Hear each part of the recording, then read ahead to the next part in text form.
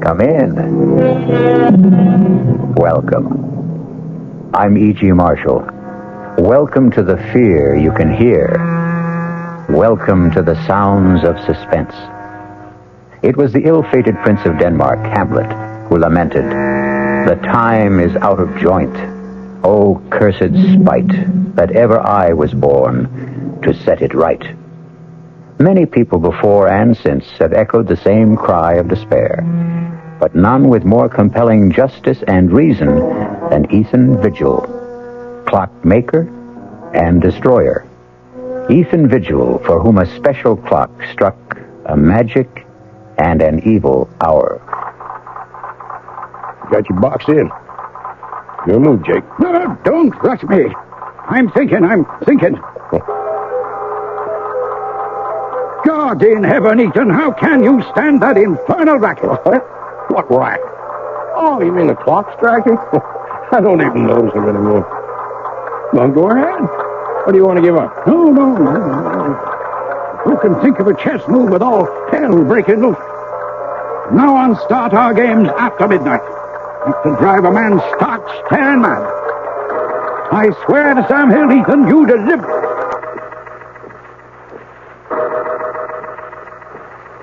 The only two living things left in the room at that terrifying moment, as time stood still, were myself and that damn old machine.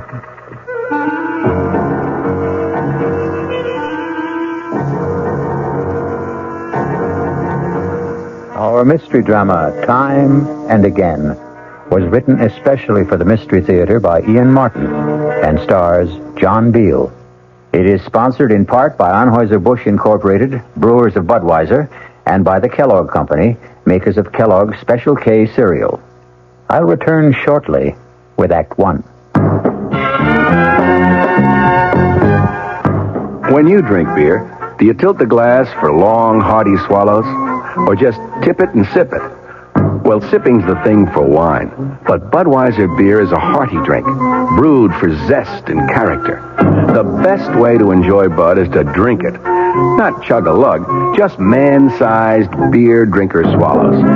That's when that famous Budweiser taste, smoothness, and drinkability really come through. Smoothness and drinkability that come only from natural carbonation and exclusive beechwood aging. Smoothness and drinkability, too good for any half-hearted sipping. So drink up. You'll see that brewing beer right does make a difference, and that when you say Budweiser, you've said it all. Anheuser-Busch, St. Louis.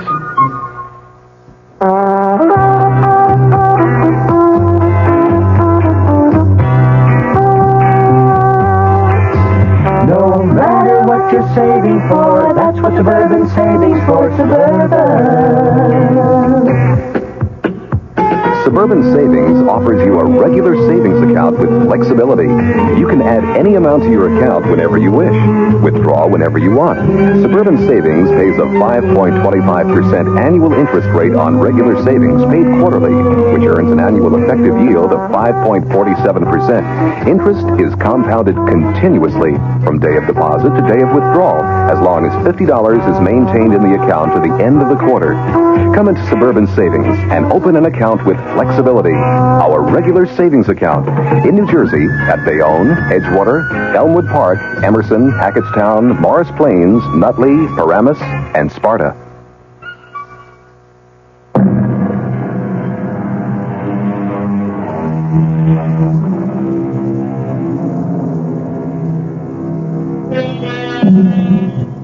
Few of us can resist the fascination of an auction, and I'm no different than most, which is how and why I happen to possess this curious document, which reveals a bone-chilling account of how many lives were lost so uncannily and eerily to the inhuman demands of what Ethan Vigil called that damnable machine.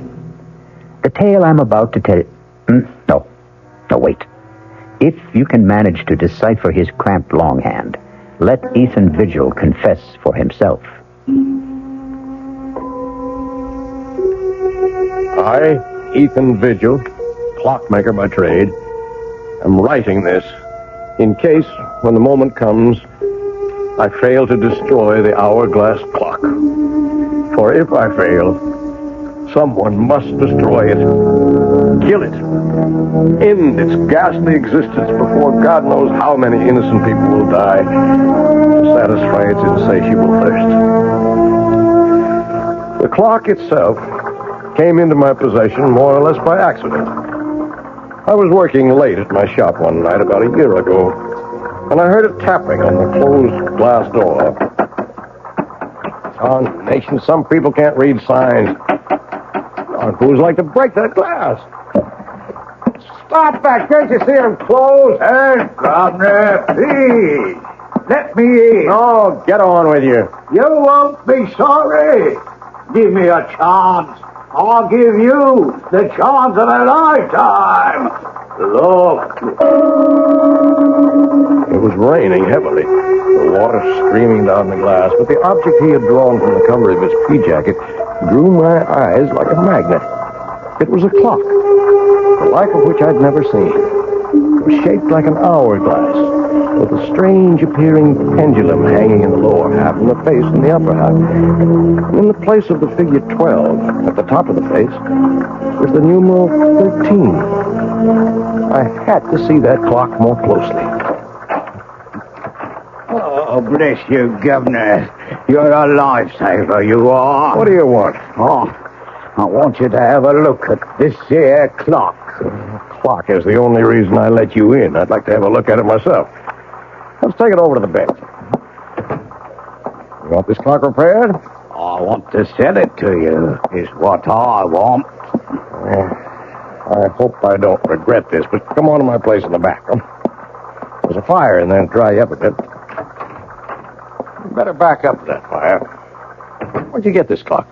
Why, it came into my possession when its owner died. Does it run? Well, now, that there clock, it doesn't run. I'd be the first to admit it. I'll give you $20. Oh, now, look here. $20. Take it or leave it. Well, I may be down and out, but I know a good thing when I see it, and I don't intend to be taken advantage of by somebody else. Doesn't seem to be any question of who's being taken advantage of. Harriet. Ethan, who is this person? He's a customer, more or less. This is my sister-in-law. It's near on to midnight, and my poor sick sister is pining upstairs for her husband to bring her a little faith and consolation. Oh, now, Mom, I certainly am sorry to intrude on family problems. Then but don't. Ethan, get rid of this man. You better go. Yeah, but what about our business and the clock? Well, $20 is all I have to my name. I'll take it. Don't you do it, Ethan. Oh, mind your own business for once, Harriet. I had little doubt my sailor, who called himself Harry Stubbs, had dubious title to that strange clock. But like all collectors, to own something totally and unreservedly unique is an overriding obsession. Is he gone? Yes. Oh, just look at this place after you had that derelict in here. Lights on all over the place, eating up money. To say nothing of good hard cash thrown away on that piece of junk on the table. It was my own money. What own money? You and Henrietta wouldn't even have a roof over your heads, let alone a piece of business, if it weren't for me. Oh, no, it's my money that keeps you going, and don't you forget it. Now, you lock the door to the shop. I still have some repairs left to do. You'll have to get up early tomorrow and do them. I just wanted to have another look at this clock. You'll waste no more time or light or fuel down here tonight. If it wasn't for good money paid out, I'd take that piece of junk on the table and dump it in the rubbish. How I wish she'd done just that. Let the city collect it with the morning trash and bury it forever. But fate hadn't planned it that way. So I went upstairs from Harriet to face another problem I didn't know how to solve. My ailing wife, Henrietta. Ethan, is that you? Yes, Henrietta. Where have you been? Working, dear. Are you hurting? Oh, when don't I hurt? I know. How's your back? It isn't my back. It's my stomach, Ethan. I've been I'm scared. I've been afraid to think of it, but I know Harriet's sure I've got... Hush, no, none of that. You just get off to sleep. That's what you need. You just don't know how it is to be suffering every blessed minute of every day. As I slipped under the covers and lay wide awake beside Henrietta, snoring away, my mind went back to the strange clock on the table downstairs. The intriguing mystery of a mechanism I had never even imagined in 40 years of clockmaking. And the enigma of why 13 replaced the numeral 12 on the face.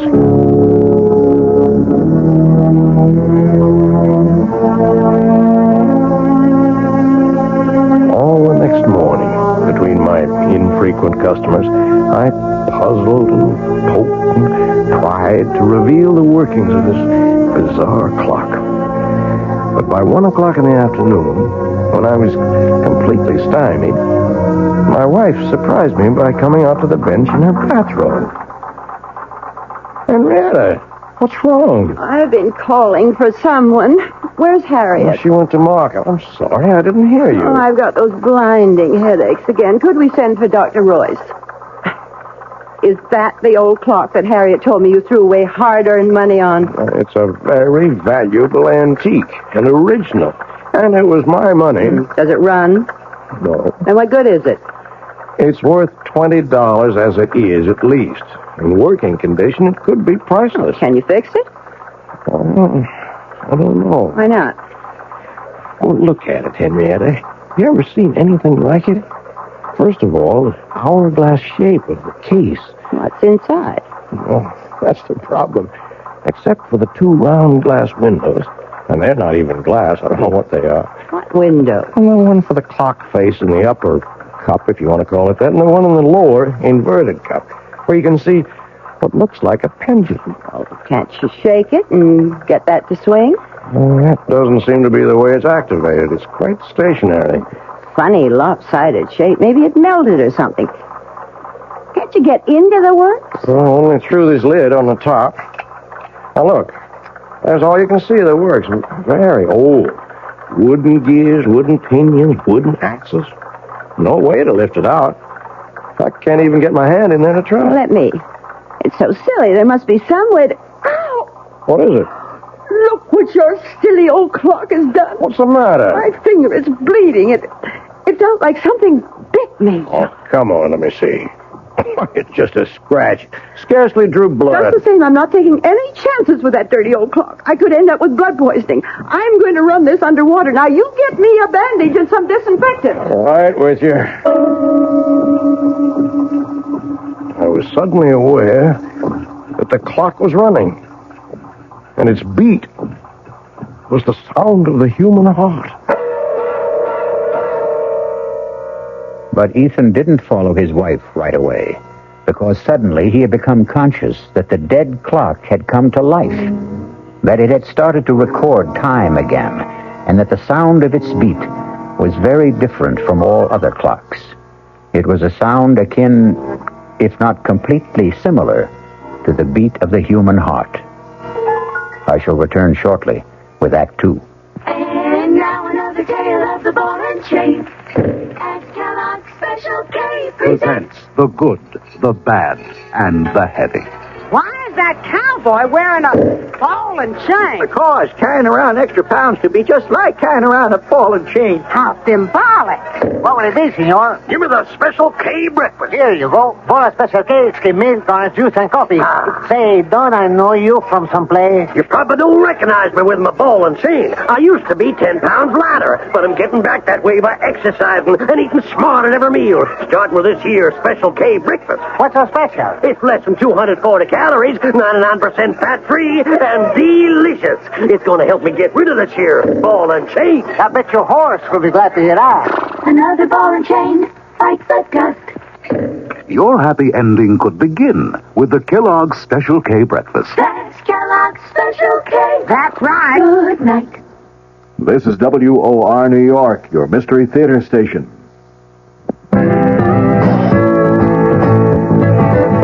Hey, Ma, what's for dinner? Hey, Ma, what you got? Hey, Ma, will be much longer. My hunger gets stronger and I can't wait. She loves the family.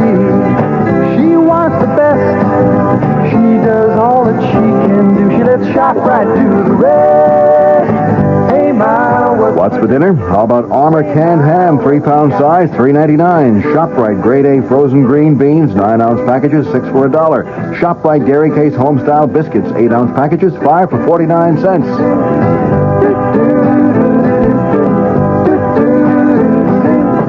She loves the family. She wants the best. She does all that she can do. She lets ShopRite do the rest. Hey, Ma, what's for dinner? ShopRite has the answer.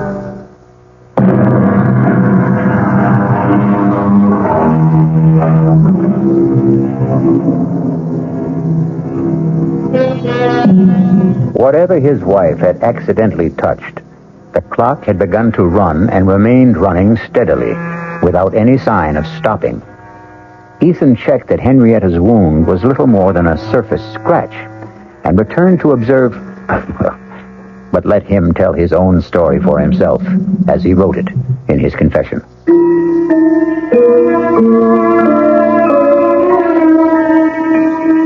My examination of the clock as it ran made it even more of an enigma. Behind the face, beneath the lid, the gears I saw engage, second by second, operated the hands that told the time. What motivated them was obvious, the strange mass that I had supposed a pendulum weight, but which now, quite clearly, was a diaphragm or pump, opening and closing to create energy, in a motion like a human fist, or... Yes, suddenly I knew why the irregular shape was familiar, like the human heart. But what, in turn, motivated that, or fueled it, was the ultimate mystery. Everything about this clock was different, exotic, strange. Even its chime for the hours, plangent, plaintive, almost the sound of a human voice. I watched it irresistibly all day, all during the night, while I waited for Dr. Jacob Royce to come and examine my wife. Even while I waited for the result of that examination. What the devil are you doing out here, Ethan? Oh, I'm sorry, Jake. Just observing this clock. It's got me mesmerized. How's Henrietta? Oh, what am I going to tell you, Ethan? Same thing as usual. Yep. Not a trace of any physiological problem. Never is. Oh, there's a name for it if it's of any help. Chronic inadequate. Someone who just can't handle the simple process of life and has to make excuses for it. I'd better go up to her. Oh, there's no need. I gave her a sedative. Won't hurt her, but it might do you some good. Come on now. Let's play chess. If I set us up out here, all right? With all those clocks rattling away. I want to keep my eye on this baby here. If you can't sit up with one sick friend, you gotta sit up with another. And for the next 10 or 15 minutes, I did forget the clock that was to haunt the rest of my days. Inexorably, as we concentrated on the chessboard, all of the clocks ticked on towards 12 o'clock. And the moment when the explanation of that substitute number 13 was about to be made by the clock itself. Don't think much of your king's pawn variation, Jake. Got you boxed in. Your move. Don't rush me. I'm thinking. Good Lord, Ethan. How can you stand that infernal racket? Oh, what racket? Oh, I mean the clock striking. I don't even notice them anymore. Go ahead. What do you want to give up? No.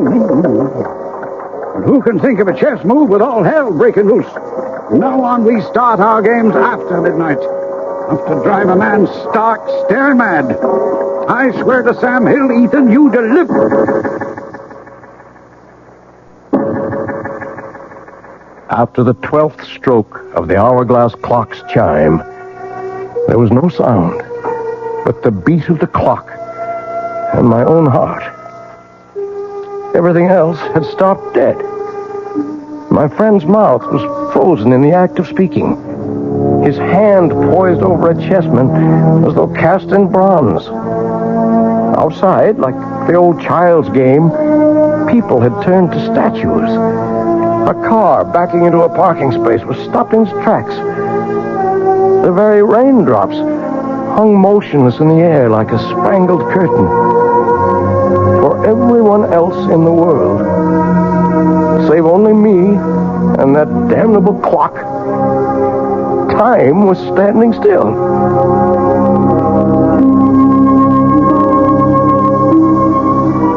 The next hour was a strange delirium. My brain raced with new ideas for achieving my lifelong dream, a perpetual motion timepiece. My legs were as supple and tireless as an 18-year-old's as I climbed the stairs to look at my wife, frozen in the act of turning in her sleep.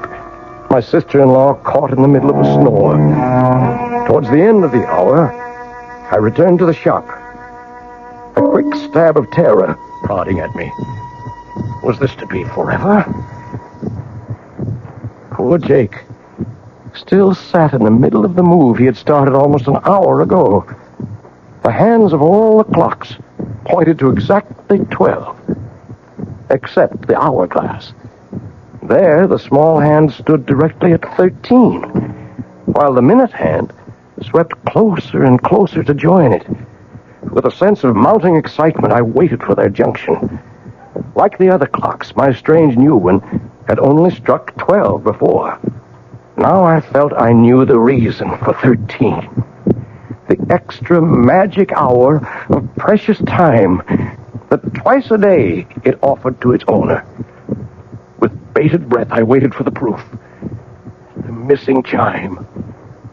And then it came. Directly set us up here tonight to get me off my game. I concede.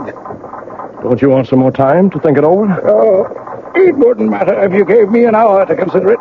Tonight I'm too bushed to think. It's 1 minute after 12. We've only been at the game 10 minutes or so, and I feel as if I've been here for 70. Is it really only 10 minutes? You're the clockmaker, Ethan. Look all around you at your little markers. Yes. Yes, you're right. So it's true. You feeling all right? Never better. Why? You look a little strange for a minute. Matter of fact, Ethan, I've been meaning to mention it. I'd like to have you drop around to the office someday soon. What for? Well, you're not as young as you were, you know. And you've been pushing yourself pretty hard lately. Want to make a date now? No, I'll call you. No, don't forget. Now, there's something I wish all my patients were as healthy as. 20 years since I started that old avocado tree in the window. And like Topsy, it just grows. Don't you believe it? No, it took a lot of tender, loving care. Watered just right, pinching it back, bringing it along to grow up right. Just like the child. I love that old tree. Well, listen, man's got to have something to love. Yeah, I reckon. You don't think there's anything really wrong with Henry, do you? No, I don't. Just another of her eternal spells. Well, night, old friend. Rain stop. Good night, Jake.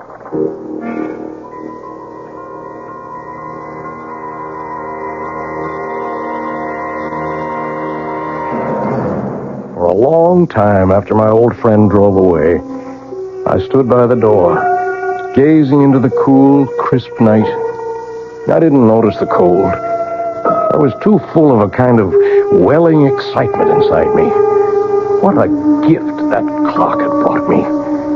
The dreams were building like castles in my head. Why, I was richer and more powerful than a king. Well, now I knew, no matter what, that for 2 blessed hours every day, from now on, I was a free man. And the last thing I heard that night, as my head hit the pillow, was the triumphant beat of the clock sounding in my inner ear. Or was it the sound of my own heart?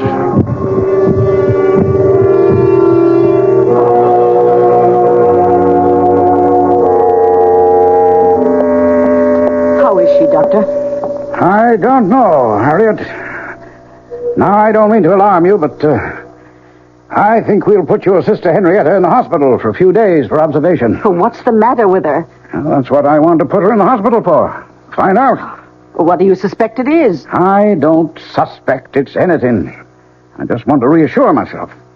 Now, why don't you go up and keep her company while I talk to Ethan? Oh, you won't have any trouble convincing him.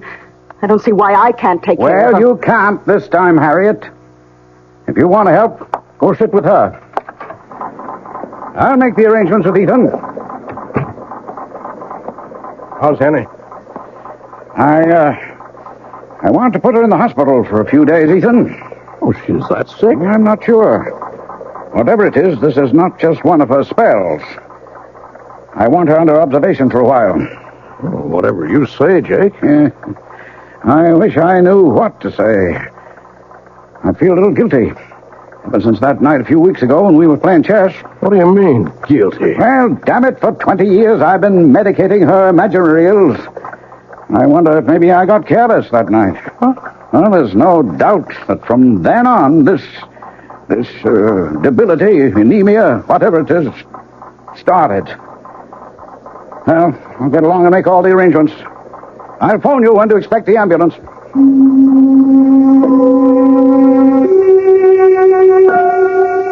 I had my own guilt nagging at me. In the months since I'd discovered the secret of the clock, I'd thought of pretty nearly nothing else. I waited as eager as a child for those 2 stolen hours every day.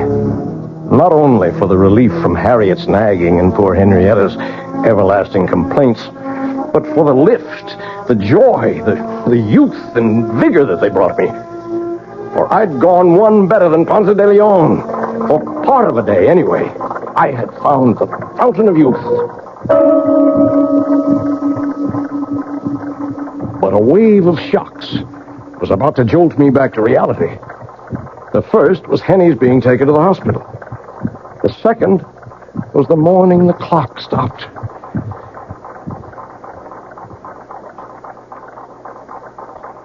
Oh, no. No. What is it? No, Ethan. You can't stop. What is it, Ethan? What's wrong? The clock, it stopped. Oh, is that all? I've got to get it started. Oh, you shake it like that, it'll end up in pieces. Good riddance. I told you it was a waste of money. Get out of here. How dare you talk to me like that? I certainly will. Nobody's going to talk to me like that, particularly not you. I was frantic. My golden hours of solitude gone. My extra gift of precious time and the rebirth of youth. I couldn't let them go. There must be some way to bring them back. Start that damned intricate mechanism again. Clock was dead. Its lifeblood somehow drained. Blood. But that's what started it in the first place. Maybe... Oh, damnation. I'll let it ring. I've got to find something to... Oh, all right. Hello? Ethan, it's Jake. Oh, Jake. Look, I don't want to talk now. Oh, then you've heard. Heard what? About Henrietta? She's not... I just got back to my office and got a message from the hospital. I'm afraid she's passed away. Oh, are you sure? Well, I'm on my way to the hospital now, just on the outside chance. Better meet me there. I'm on my way.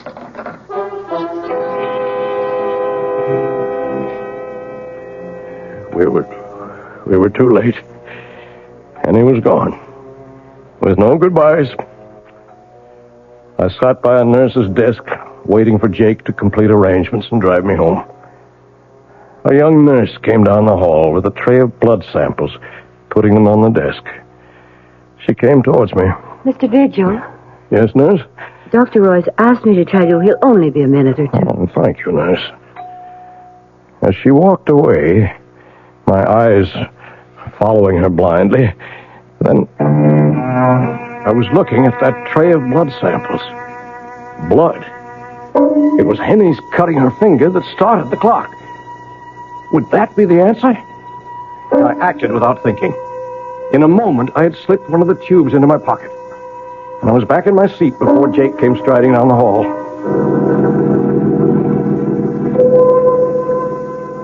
I was back in the shop at last, alone. With shaking fingers, I lifted the lid, exposing the brain, or whatever it was, of the clock. Uncapping the tube, I poured in the blood. I looked at the dial. The hands were spinning around to the proper time. And then, the clock was alive again. Its heart was beating.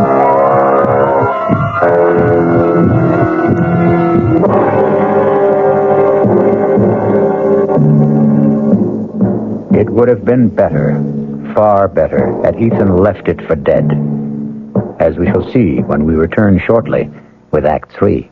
We knew we had a good thing going, but we're absolutely delighted that you know it, too. I'm Hy Brown, producer of Radio Mystery Theater, saying thank you. Thank you for those thousands of letters. Our prize drawing is over now, and I wish I could thank each of you personally. But here's the rub. So many of you ask questions about all sorts of things having to do with radio that sifting through the letters will take weeks. So here's a suggestion. If you need a quick reply, do write again, just the question this time, and we'll try to answer right away.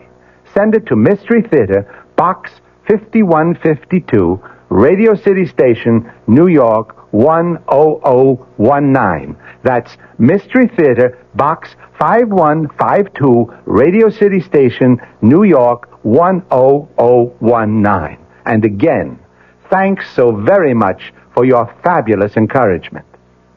This is WOR New York, your station for the Mystery Theater. Hello, this is Joe Franklin. Ladies and gentlemen and boys and girls, for the very latest in nostalgia, for the ultimate in remembering, please join with me on Saturday nights from 9:05 to 11 o'clock, where memories are truly happening right here over WOR Radio.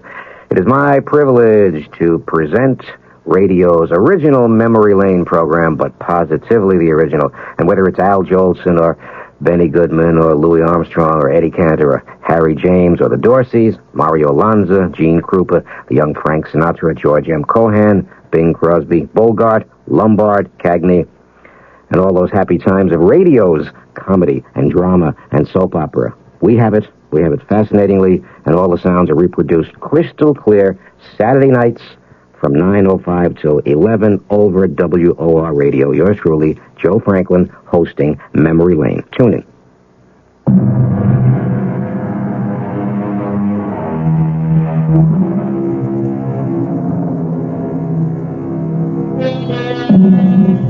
Which of us could resist the temptation of perpetual youth? Or short of that, any extension of life?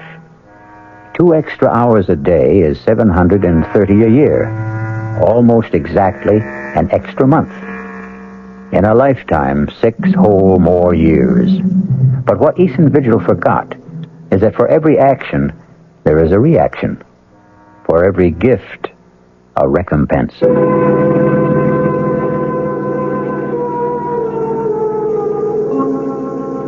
saddest part of my confession is that after my wife's death, I became completely blind to everything but my 2 periods of escape every day.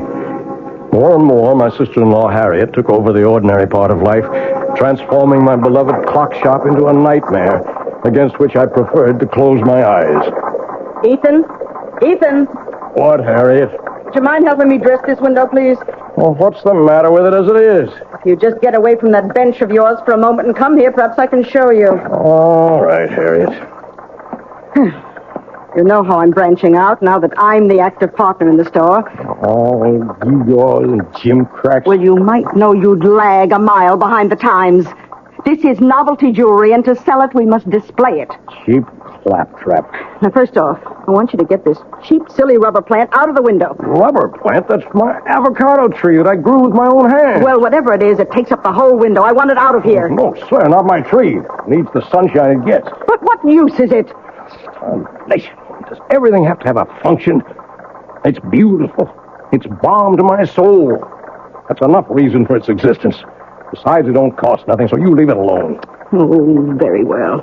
But I must have somewhere to display my costume jewelry. Oh, let's move that ugly old hourglass clock somewhere else. Why does it have to be right beside your bench where every customer comes... Harriet, I'm warning you. You leave that clock where it is. Don't you ever dare lay a hand on it, you hear me? Oh, my, aren't we touchy? Well, just let me remind you of something, Ethan. With Henrietta gone, her share goes to me, so I am 2/3 of this store. I can have it any way I want to. Over my dead body. You can do what you want with all your cheap, tinselly stuff, but you keep your hands off that clock. Heaven's sake, all right. Don't you have an appointment with Dr. Royce? Oh, forgot. I'll get right over to his office.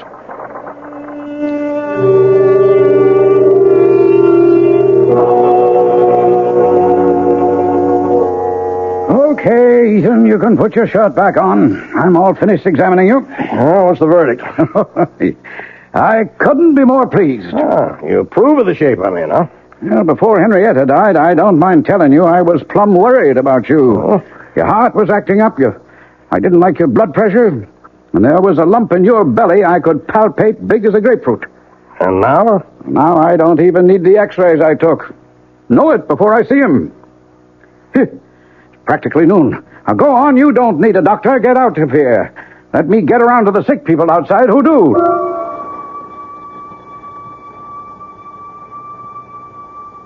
As I went into the outer office, I glanced at the electric clock on the wall. The hands clocked to noon as I did so.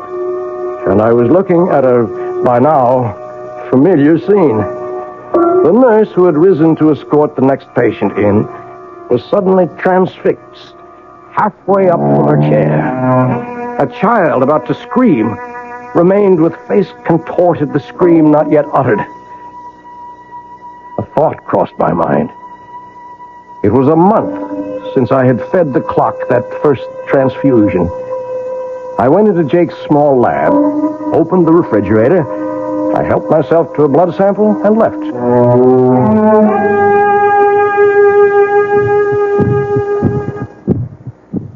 Back at the store, the only sound was the beat of my clock. It seemed a little labored to me, but for the moment I was too furious to see what Harriet had been at since I left. Draped all over my avocado tree were festoons of cheap tin and glass jewelry, and Harriet, the superior smirk on her face, was caught immobile in the act of adding more. I choked back my anger because suddenly, before I could move, the clock beat died. Well, Ethan, how'd you get back so soon? What are you doing to the avocado? Well, since I can't take it out of the window, I thought I'd just use it as a display tree. Leave that alone. As long as it's there, no one moves at it or touches it, except me. You understand that? Well, you certainly don't have to be so abusive. Get away. Get out of here. Leave me alone. Oh, when you're in a mood like this, I'm glad to. I'm sorry to tell you that your precious clock seems to be out of order again. I hope this time it's broken for good. Good riddance. Poor old tree. But first, some special oil for the magic lamp. Please, God, you'll still run again.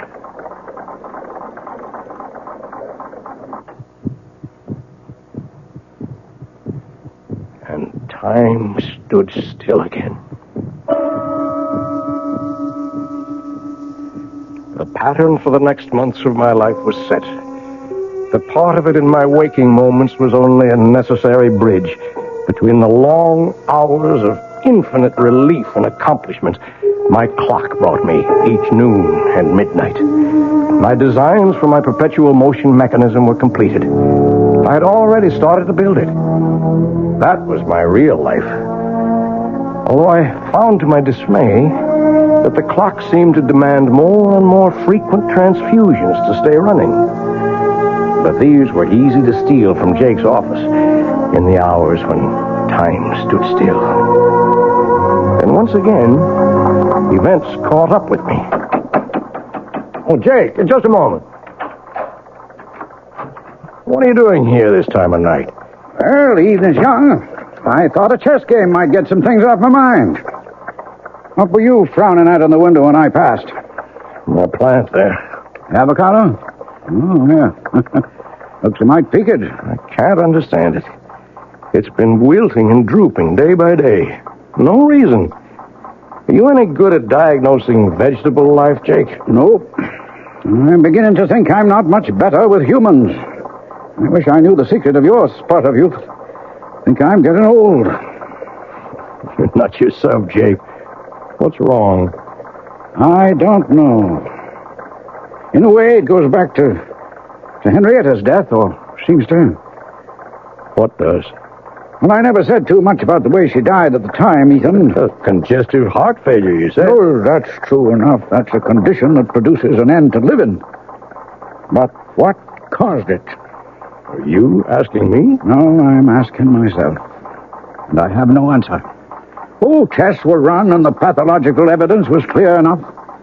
But in spite of massive transfusions, we couldn't stop Henrietta's blood from simply disintegrating. Quite literally turn into water. And that's unusual. Abnormal. Never seen a case like it before. In the last 3 months, I've lost 3 of my patients to the same sort of, what shall I say, same sort of malady. I might have seen it developing, except for a strange thing. What? Well, all of them had been to my office and had routine blood samples drawn for physical checkup. And the samples didn't warn you? There weren't any samples to examine. Unaccountably, they disappeared from my office. And one other strange coincidence. The night your wife died, a blood sample for a patient in the hospital disappeared. And that patient died later? Yeah, about 4 weeks later. But I don't know why I'm worrying you with all this. It's none of your business. But it is. Huh? Oh, you mean as far as Henrietta is concerned? No, I mean much more than that. Ethan, what is it? I didn't mean to upset you like this. I'm not upset. I just want you to understand. Understand what? That I'm sorry. Oh, I'm so sorry. Well, you're a good friend, Ethan. And I guess I don't feel like any chess tonight now. I'll run along. Jake. Yeah? I never asked before, but do you remember exactly what time Henny died? Ooh, about 25 to 12, I think. I didn't have to think. I knew it all now. That was the precise moment that evil clock first stopped. So it was a monster, insatiable, that once having tasted blood, continued to suck on its victim till it had drained all life away. And I was no better, no less evil. I had been feeding this mechanical vampire at the cost of other human lives. In a daze, unable to explain to him, I saw my old friend Jake out and turned to face what I had to face.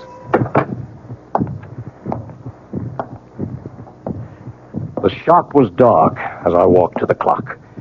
My ears were so attuned to it by now that I'd been aware that it had started to labor and needed a fresh transfusion. I was more than a little mad by now. As in the dark, I said to it, "Die! Damn you, you devil! Die!" My moment of triumph was brief. I still had my own expiation to make. Not only for my wife, but for all those others. And there was a personal sadness as my hands in the darkness traced the form of my perpetual motion machine, which would never be completed now. A man without love, wife, or children would like to leave a small footprint on the sands, his gauge to immortality. All I would leave now was a sick avocado tree I had nourished for 20 years for nothing. And then suddenly, I heard stealthy footsteps and pulled back into the shadows.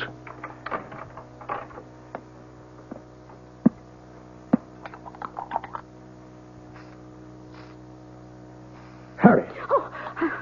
thought you'd gone to bed. What are you doing to the plant? Oh, why, it's just some food to make Let me see. It's a weed killer. You've been poisoning my tree. Why, you... Don't you touch me. Get away from me. Get away. Look what you've done. I've cut my hand. It's your fault. But finally you've smashed up this ugly old clock for good. It's dead. Just as dead as your precious avocado tree is going to be. Don't think you can save it. I knew you'd never agree to take it out of the window, so I've been poisoning it for weeks. It's as good as dead right now. And so were you, Harriet. So were you. Her blood had started the damn thing again. But this was to be the last time. What is there left to say? I have to watch another human being die. Slowly, inexorably, unable to arrest the inevitable. And even though it is someone I despise, my guilt is in no way lessened. The only pleasure I can take is that as Harriet sinks, so does that remorseless, evil, damnable machine. And once its heart is stilled, I shall destroy it forever. The one element I have not tried against it is the enemy of the devil. I shall take it, chained to my body, when we go to our grave in the river, to share it for eternity. As I finish this confession, to mail to my good friend, Dr. Jacob Royce, I can hear the evil thing labor, about to die. It's time for me to write the end.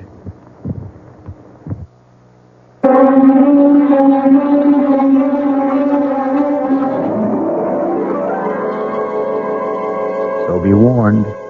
If you should by any chance come across a clock in a curio shop shaped like an hourglass with a dial that bears the number 13 instead of 12, shun it like the plague. I'll be back shortly.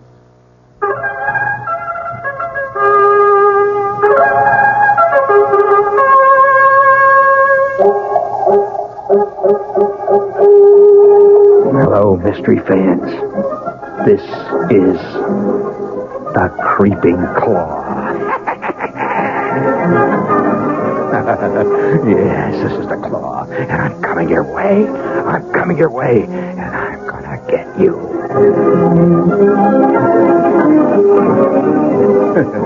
Oh, I'd love to play the lead in one of those mysteries. This is Gene Shepard, gang, and I'm here to tell you that there's been a great time change here on WOR, and from here on in, I'm going to be heard every night. There's been all kinds of phone calls about it, so here's the answer. Every night at 9:15, Monday through Friday, Gene Shepard, better known as the Creeping Claw.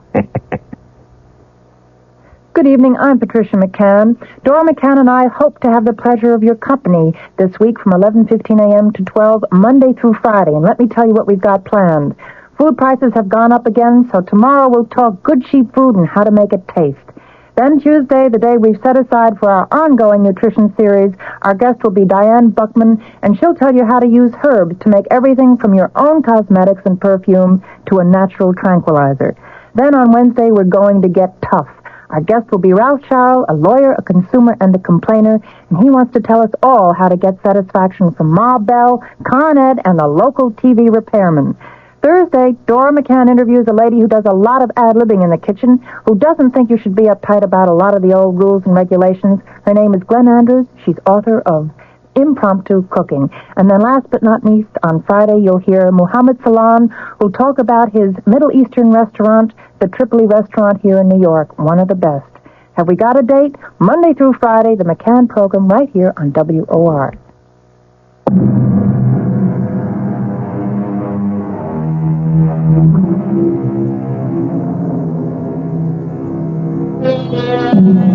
Oh, the fascination of time, and man's never-ending quest to hoard it, to stretch it, to borrow an extra portion for himself alone.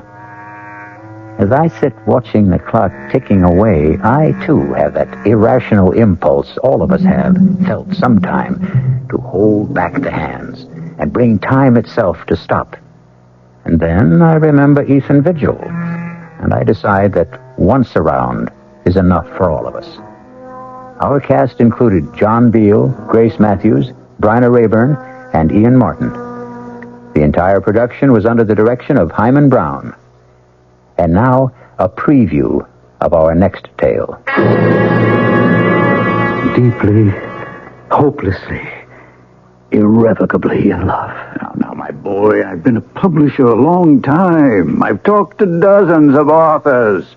They all fall in love with characters they've created. It happens all the time. She didn't exist before you created her, did she? She exists now. Good heavens, man, she came out of your mind. She has no life except the one you gave her. Maybe she did come out of my mind, but now she's got a life of her own. Well, in a manner of speaking, of course she has. And I want to prolong that life, Stephen. I predict great success for Clarissa. And for you. You and Clarissa are one, you might say. No, we are not one. We must never be one. I want her dead. This is E.G. Marshall inviting you to return to our Mystery Theater for another adventure in the macabre. Until next time, pleasant dreams.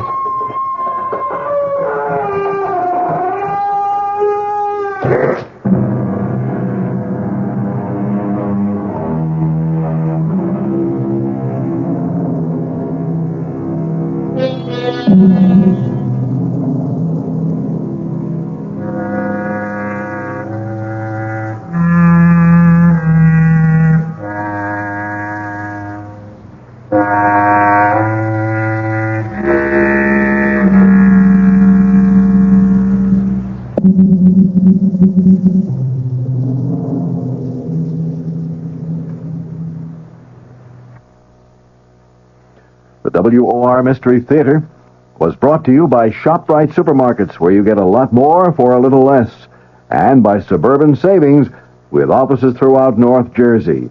The preceding Mystery Theater program was furnished by the CBS Radio Network. John Wingate here. You have a problem? Money, stocks, medical, or whatever. Then join me, weeknights at 10 p.m., for the Wingate News Digest. News is simpler than you think. It's what affects you, your pocketbook, your job, your pension, all those things. These we cover, plus all hard news. The Wingate News Digest, weeknights at 10. Be sure you join us again tomorrow for the Mystery Theater, right after the Fulton Lewis News Commentary, Monday through Friday, here on WOR. From the Mutual Studios in Washington, I'm Fulton Lewis, and that's the top of the news as it looks from here.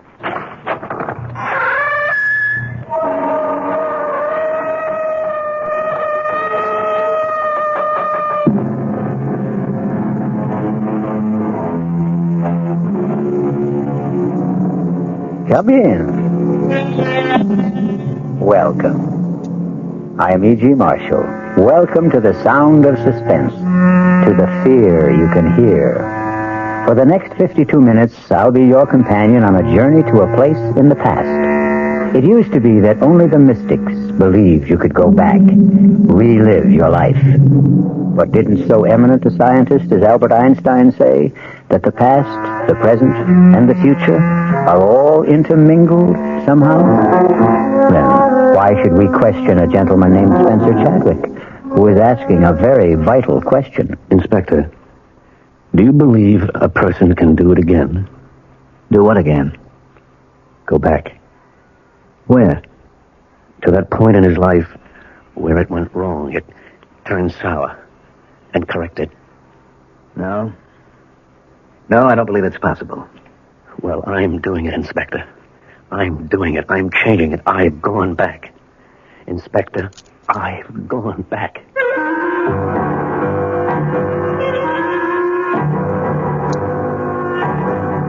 Our mystery drama, You Can Die Again, was especially written by Sam Dan and stars Richard Mulligan. It is sponsored in part by Anheuser-Busch Incorporated, brewers of Budweiser.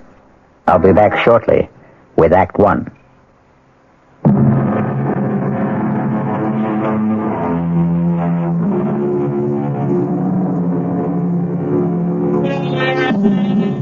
This evening, we're concerned with bright young men. That is, those who began as bright young men, like Spencer Chadwick. Bright young Spencer Chadwick married his boss's daughter, but that was 23 years ago. And today, young Spencer has arrived at comfortable middle age. This morning, he will pick up his phone and dial the private number of a highly placed friend.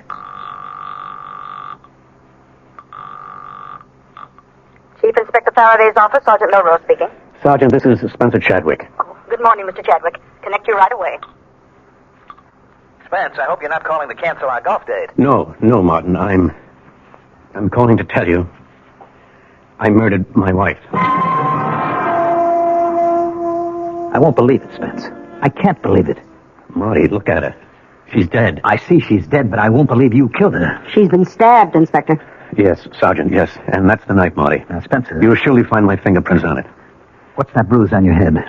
We had a fight. She hit me with the candlestick. Inspector, a glass door here leads to a terrace. It's been broken. Spence, an intruder, a thief.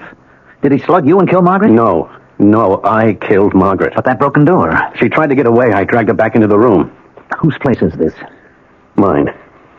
I didn't know you had an apartment downtown. I've been staying with a girl. Spence, you're talking to me, your closest friend, Marty Faraday. Excuse me, Inspector. Shall I start the routine? Yes, of course, Sergeant. Are you going to arrest me, Marty? I have to. I'm ready to go now. But I'm not ready to go. Look, I can't believe what you're telling me. I can't even believe you were cheating on Margaret. How can I believe you killed her? You've been a policeman for 25 years, Marty. Do you still have illusions, faith, ideals? If I do, it was because of people like you and Margaret. I'm sorry, Marty. Look, Spence, is this the way it happened? You were having an affair. Margaret found out about it. She came here, confronted you. One thing led to another, and you killed her. Now, is that the story? Yes. Yeah, that's it. Well, where's the girl? I suppose she's dead, too. You suppose? Yes, we can say she's dead. Well, how did she die? I killed her. What? When? Oh, a long time ago. A long time? Spencer, you're not making any sense. How could you have killed her a long time ago if Margaret confronted the two of you here today? I don't know. I don't know. Now, just arrest me, and don't ask me any more questions. I have to ask, Spence. I can't accept what you're telling me. Now think. How could you have killed her a long time ago? Or did she kill me? Spence, please, tell me what happened. It doesn't matter. Look, I want to help you, Spence. I'm your friend. You know that. You won't believe me. Try me. Just try me. It's even hard for me to believe it. But it's true. Spence, sit down, will you? Will you just sit down and try to pull things together? Tell me what happened. What happened? It started one morning. It was 3 months ago. I came downstairs. Margaret was at the breakfast table. Morning, darling. Coffee? Thanks. Yes. Any mail, Margaret? Nothing worth delaying breakfast. Card from my brother. Where is he now? He had to put in for repairs at Pago Pago. That's Pango. When is he coming home? Oh, next year, maybe. Or the year after, when he gets bored or tired or needs money or decides to get a new girlfriend or another boat. And he's 38 years old. And he'll never get anywhere. Don't say that. It seems to me he goes everywhere. Oh, his life and yours, darling, a study in opposites. You were born poor and you wound up rich. He was born rich, wound up poor. Dinner tonight with the Satterfields. What for? What for? Oh, my God. I practiced for almost 5 minutes before you came down, tossing off what I just said in an offhand, casual way. Dinner with the Satterfields. This is the coup of the century. A dinner party at the home of Senator Satterfield. Ask me how I did it. Why do we want to have dinner with Senator Satterfield? Spence, you asked me to arrange for the invitation. I disagree completely with the man's principles. Oh, we understand all that, but you're the one who decided to give politics a whirl. When did I decide to do that? Well, They say the sign of a really solid marriage is if the wife can accept jokes at breakfast. Shall I remind you of that Chinese or Indian saying that you've been spouting lately?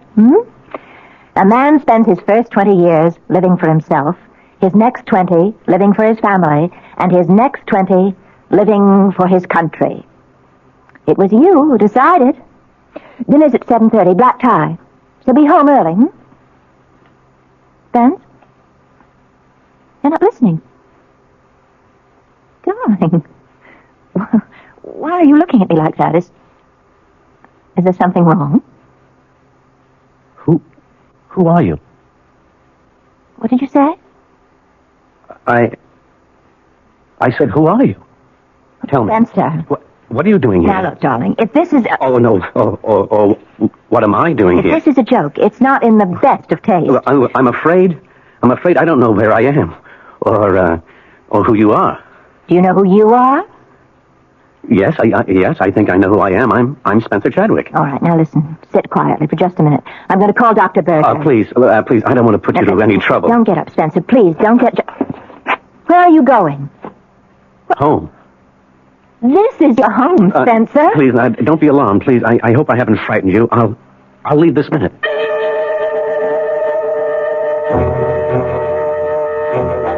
You mean that after 23 years of marriage, you look at your wife one morning and you don't know who she is? Yes, Martin. All right. You walked out of the house. Now, where did you go? I hailed a cab. Now, where to, pal? I don't know. It's all right. None of us knows where we're going. Just answer this. Where do you want me to take you? Just drive. Okay, you're the doctor. What do you think, the Redskins got any kind of chance this year? All right, let's try politics. You think Satterfield's going to run again?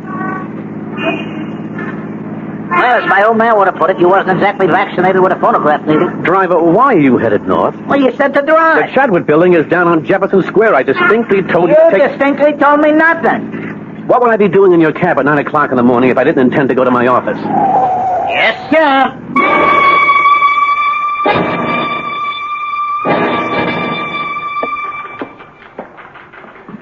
Good morning, Rose. Oh, good morning, Mr. Chadwick. There's a Dr. Berger sitting in your office. Dr. Berger? Yes, Dr. Berger. Come in here, Spence. I don't have all day. Well, come in and shut the door. May I remind you that this is my office? 15 minutes ago, I received a call from Margaret. Margaret? Is she all right? About you. Me? I thought it important enough for me to stop off here on my way downtown. Hold out your wrist. Wait, why did Margaret call you? She told me about that little episode. What? What little episode? You don't remember saying certain things? Paul, please, what is this all about? Pulse seems to be a little fast. What am I supposed to have said to Margaret? I want you to report to the hospital right now. You can't just walk into my office and tell me to report to the hospital. Who says I can't? But what's the matter with me? I don't know. That's why I'm putting you into the hospital. What did Margaret tell you? That you didn't know who she was. Well, how could I not know who she was? Have you had moments when you didn't know people, or you didn't know where you were, or what you were doing there? Well, certainly not. Now, level with me, Spencer. Listen, those things, they happen sometimes to everybody. How often do they happen to you? Well... The incident with Margaret, was it the only one? Well, Spencer, I'll see you at the hospital in 30 minutes.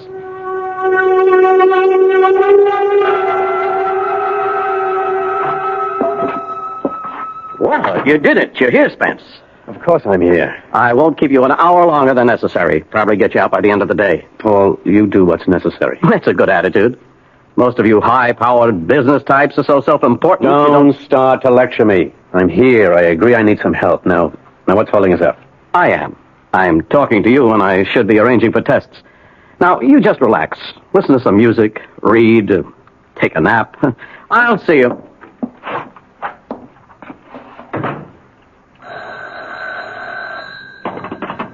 Hello? Spencer? Peggy? Is everything all right, Spence? Peggy, where are you?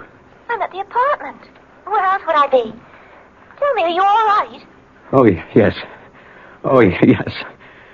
I'm certainly all right now. Oh, Peggy, I almost lost you. How could you lose me? It could happen. How?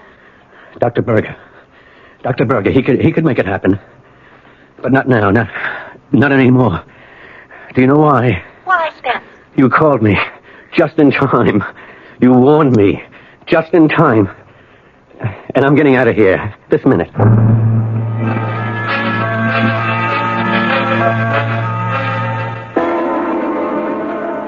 Mr. Chadwick. Yes, Ruth? Aren't you supposed to be at the hospital?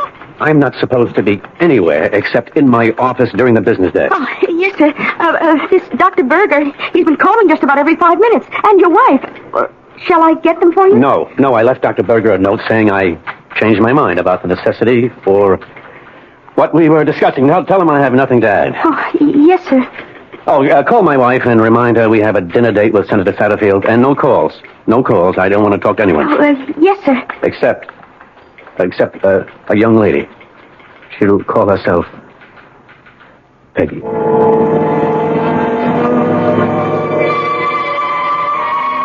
Well, for 23 years, you hum the same tune, and then, suddenly, one morning, you hear the music of a different drummer. A drummer named Peggy.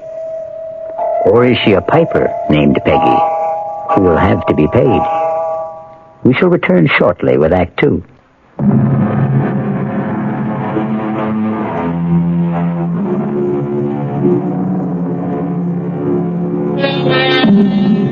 And so we have Spencer Chadwick in complete command, ready to take hold of his life and run it his own way, starting with his wife. Spencer? Is that you? There's no problem. It's not even 7:15. I can be dressed and ready to leave in 20 minutes. Spencer, there is a problem. You made Dr. Berger look like a fool today. You read my note. It explained everything. You made yourself look like a fool. You admitted to the hospital, and less than an hour later, you sneaked out. I did not sneak out. I got dressed, went to the desk, and said, I'm leaving. Send me the bill. But, Spence, you're not well. I've never felt better. You should be in the hospital. Margaret, please stop running my life. What did you say just now, Spence? I'm sure you heard me. I wasn't aware that I was running your life. Spencer, would you be good enough to explain? Can you show me how? You did say this thing was black tie? Spencer, I'm entitled to an explanation of that remark. Margaret, if you can't understand what I'm saying, how can I explain it?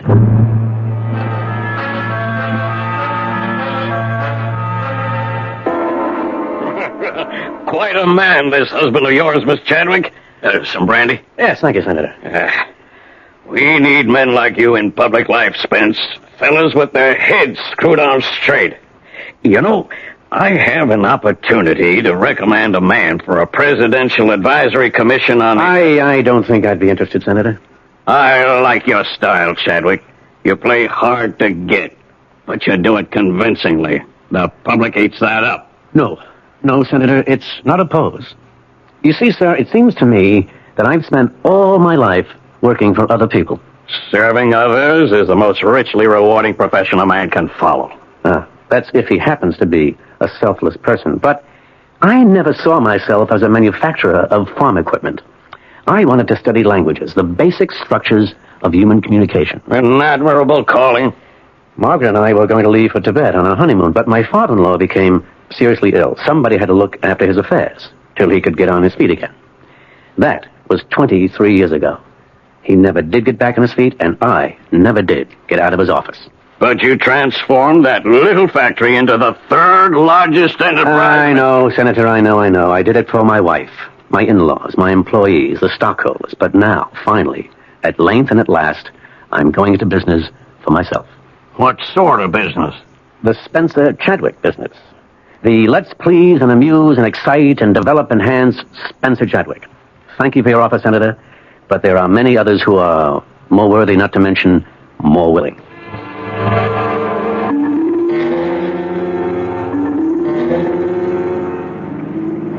Spencer, when did you decide you were no longer interested in public service? Oh, it's been building for a while. We'll have to talk. Oh, about what? About what? I don't know if this is a pose or... Margaret, I'm sure I can explain. Now, let's drop in somewhere for a nightcap. No, let's get home. Now, do you remember what you said to me this morning? No? You insist you don't recall our little scene at breakfast? No, I'm very sorry. You looked at me this morning. You said, "Who are you?" You said it with sincerity and conviction. You meant it. Look, I may have been... You may have been what? Daydreaming. No, it was not daydreaming. It was wishful thinking. Oh, Margaret, what are you saying? Spencer, you're having an affair. What? Please don't deny it. But I'm not. It fits in with what Dr. Berger told me. About what? When you say to me, "Who are you?" it means you no longer want to know me. You're trying to wish me out of your life. Oh, Margaret, I can tell you... Now listen, Spencer, don't try to insult my intelligence or yours. And then, what just happened at Senator Satterfield's? What just happened? Well, suddenly you're no longer interested in public service. Why? If you heard me talking to him, you'd know that finally I want to do things for me. But he as much as offered you a post that you dreamed about. A sensitive post. And you could become an important man nationally. You've spoken about it a dozen times. Margaret, I no longer care about it. Well, of course not. Because you become controversial. Make enemies. And then they try to get something on you. And now that you're having an affair, you're vulnerable to scandal. But I am not having... Oh, don't lie to me. That just makes it worse.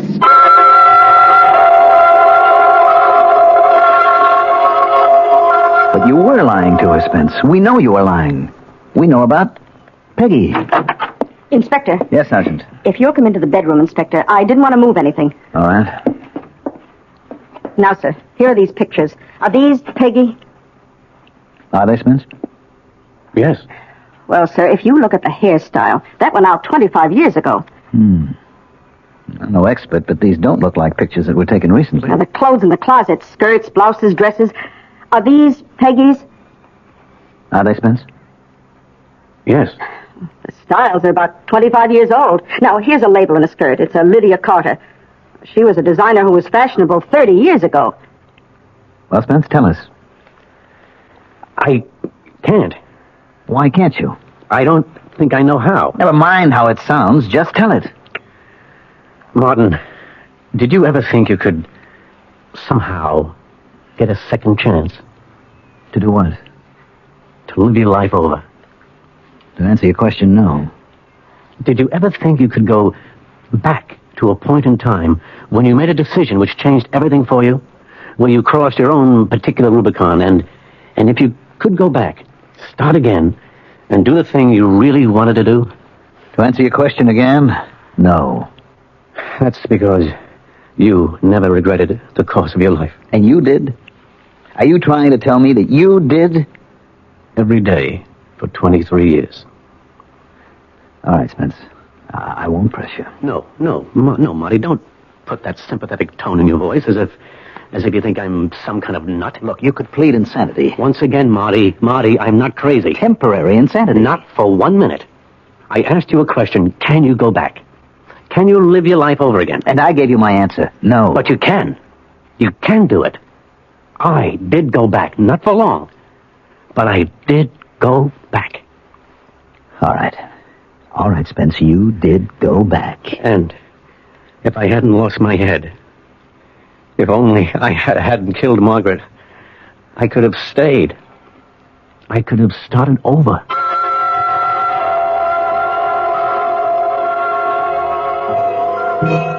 Peggy, want to go to a movie? No. I missed the news broadcast. Anything happening? They think a war just started. Oh, come on, Peggy. Come on.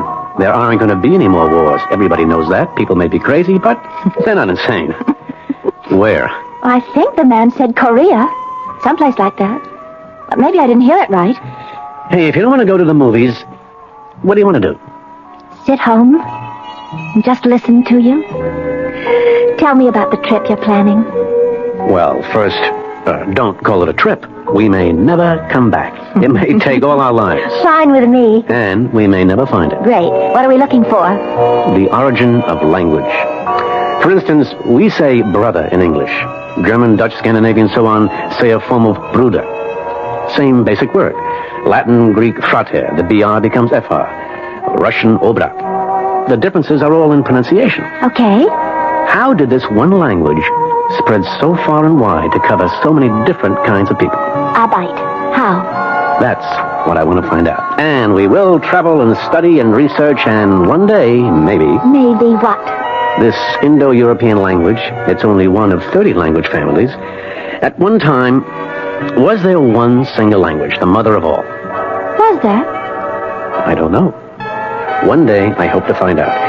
You sure you wouldn't mind scrounging around Europe and Asia? Oh, I've been to Europe and Asia. Ah, but not with a backpack. Not with a sleeping bag. I'm going to love it. Now, one thing must be clearly understood. At no time, regardless of the bind we may find ourselves in, shall we ever, under any circumstances, wire your father for money. Promise? I promise.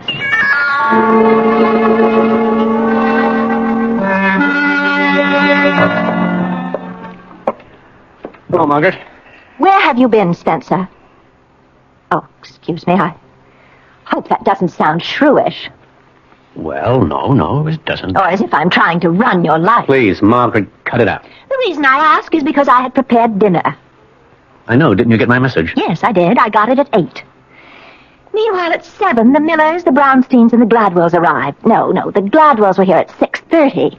But why? You had asked me to invite them to dinner, and these are your friends, Spencer. I'm sorry, Margaret. I'm sorry. Yes. Well, if they were people I like, I would have been humiliated. This way, I was merely embarrassed. Well, I got through the evening. Somehow.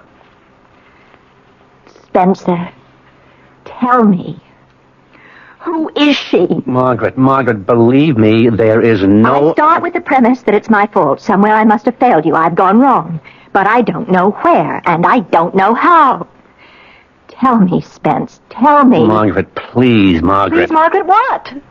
Oh, Spencer, I've been happy. You've been happy. Our marriage, it's been the envy of so many of our friends. Oh, darling, has it been a lie? Have we been living a lie all these years?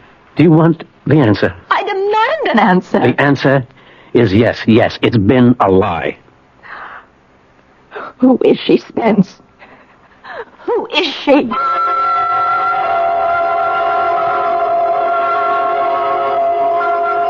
Who is she, Spencer? Who is Peggy? I won't tell you, Martin. I should say, who was Peggy? Inspector, do you remember some time ago you saw Mrs. Chadwick? It was on business, I remember. Oh, yes. Yes, I do. It had to do with a burglary, Spence. A burglary in your house. Believe me, Margaret, this is no bother at all. You see, I felt if I called the local precinct, I'd have police traipsing all about the place. It just isn't worth it. Well, what happened? Well, it's silly, but... well, you know us. We never throw anything out. It's a sound idea. The worthless junk of yesterday has suddenly become expensive antiques. It's incredible. Yes, Margaret. All right, I'll be brief. We have a storage space where we keep old things, clothes, knickknacks, stuff that you say you'll throw out sometime. You never get around to it. You never do. And? Well, it's all been stolen. Stolen? It's missing.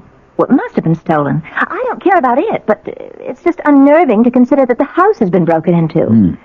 Well, send a list of the stuff to Sergeant Milrose. It's not important. But I feel that since a crime has been committed, it should be reported. Did I do the right thing? Of course you did, Margaret. That list. I gave you that list, Sergeant. It's on my desk, sir. I'm sure most of the items in this closet were on it. Spencer, you were the burglar. Technically, yes. She needed clothes, Marty. That girl, she's a fantasy. No, not Peggy. All right, look, for reasons that I may never understand, you feel you wasted your life. So you fantasized a way to go back, to start over. It was no fantasy. Sergeant Milrose. Hell, it wasn't. You were sorry you married Margaret. Which all by itself proves that you're insane, Spence. You created this Peggy, and you had to dress her in the period of 25 years ago. There is no Peggy. This whole thing happened in your mind. Yes, thank you, Lieutenant. Yes, Sergeant? Sir, that was from the lab. They scraped some grass samples from a skirt in the closet, and it's been identified as Duke of Wentworth fescue. All right. It's a new kind of seed, just been planted for the first time. When? Well, about a month ago, which means somebody wearing this skirt was sitting in the grass in Benton Park very recently. You figure if a man's been married for 23 years, he may have a tendency to fantasize a bit. But Spencer Chadwick has created more than an illusion. He has brought forth flesh and blood, particularly blood. We'll be back shortly with Act 3.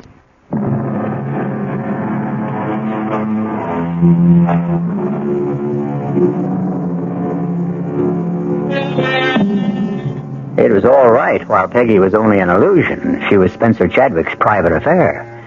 But a living Peggy, or even a dead Peggy, is a serious matter for Police Chief Inspector Faraday. Spence, make it easy for all of us. Tell me, who is Peggy? Or who was Peggy? We can find out, Spence. We can check with the neighbors, the janitor, circulate your picture in the neighborhood, ask people if they've seen you around with a girl. You'll never find her. Don't say that. It's virtually impossible for a person to disappear without a trace. I still say you'll never find her. Damn it, Spence, I can't get used to it. You and Margaret, and then you and this Peggy. How could you live with both of them? Didn't things get rough at home? Yes. Well, what brought on the showdown? Well, after a while, we couldn't go anywhere without Margaret seeing her. Come on, Rockabye! Spencer, What?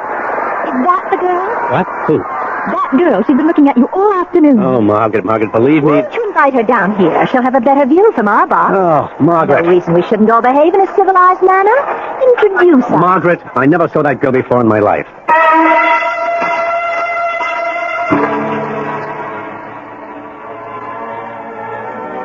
Margaret, you're staring. That girl's been staring at you all evening. Margaret, believe me. Wherever we'd go, there'd be no peace. She always suspected somebody. Last week, it even happened when we were playing golf with you and Henrietta. You're up, Margaret. I'd use a 3-wood on this hole, Margaret. All right. Oh, too bad. Well, you go up there and show me how, Marty. You rushed the shot, you lifted your head. I really don't care about golf. You made the date with Marty and Henrietta. We simply can't drop out of circulation. Spencer, that girl in the foursome behind us. Margaret, she's not the one. Spencer, where were you? I had a meeting. Oh, well, we progress. Used to be you didn't know, you couldn't remember. And now at least you're courteous enough to lie to me. You've been drinking, Margaret? Yes, that's true. I have been drinking. Margaret, it's not good for you. Oh, I don't know. Let's consider that. Drinking is not good for me. I won't fight that.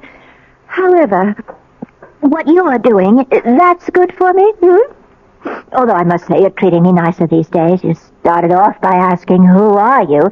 As if you didn't know me, and now at least you don't ask. The phone rang today and I answered it and the line was dead. What's going to happen, Spence? I intend to go away with her. Well, finally, you've admitted it. You are having an affair. Yes. Who's the woman? Who? Yes, who? I'm not sure you'd want to know. I have a right to know. Well, perhaps you do. Who is she, Spencer?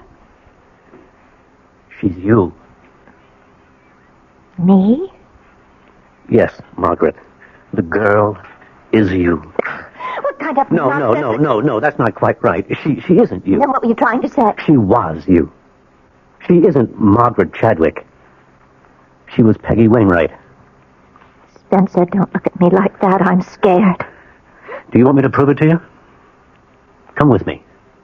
Come with me right now. This is what Dr. Berbick was concerned about. Spence, it's no disgrace to have a breakdown. It's no shame to need psychiatric help. No. We're past all that, Margaret. Come with me. I want you to meet Peggy. Come with me. No, Spencer. You come with me. You come with me to Dr. Berger. You know, Margaret, people like you have one answer. Whenever you're up against something you don't understand, you have one answer.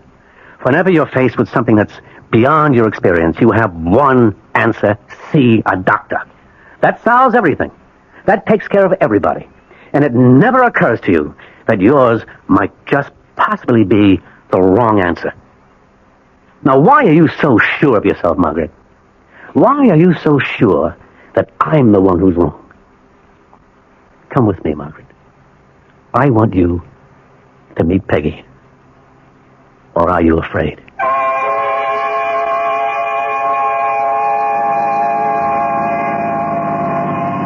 Does it look familiar, Margaret? Spence. This is 32 Benton Boulevard. It's our first address. I remember. Do you remember the apartment number? 3A. Oh, don't tell me it's still there. See for yourself.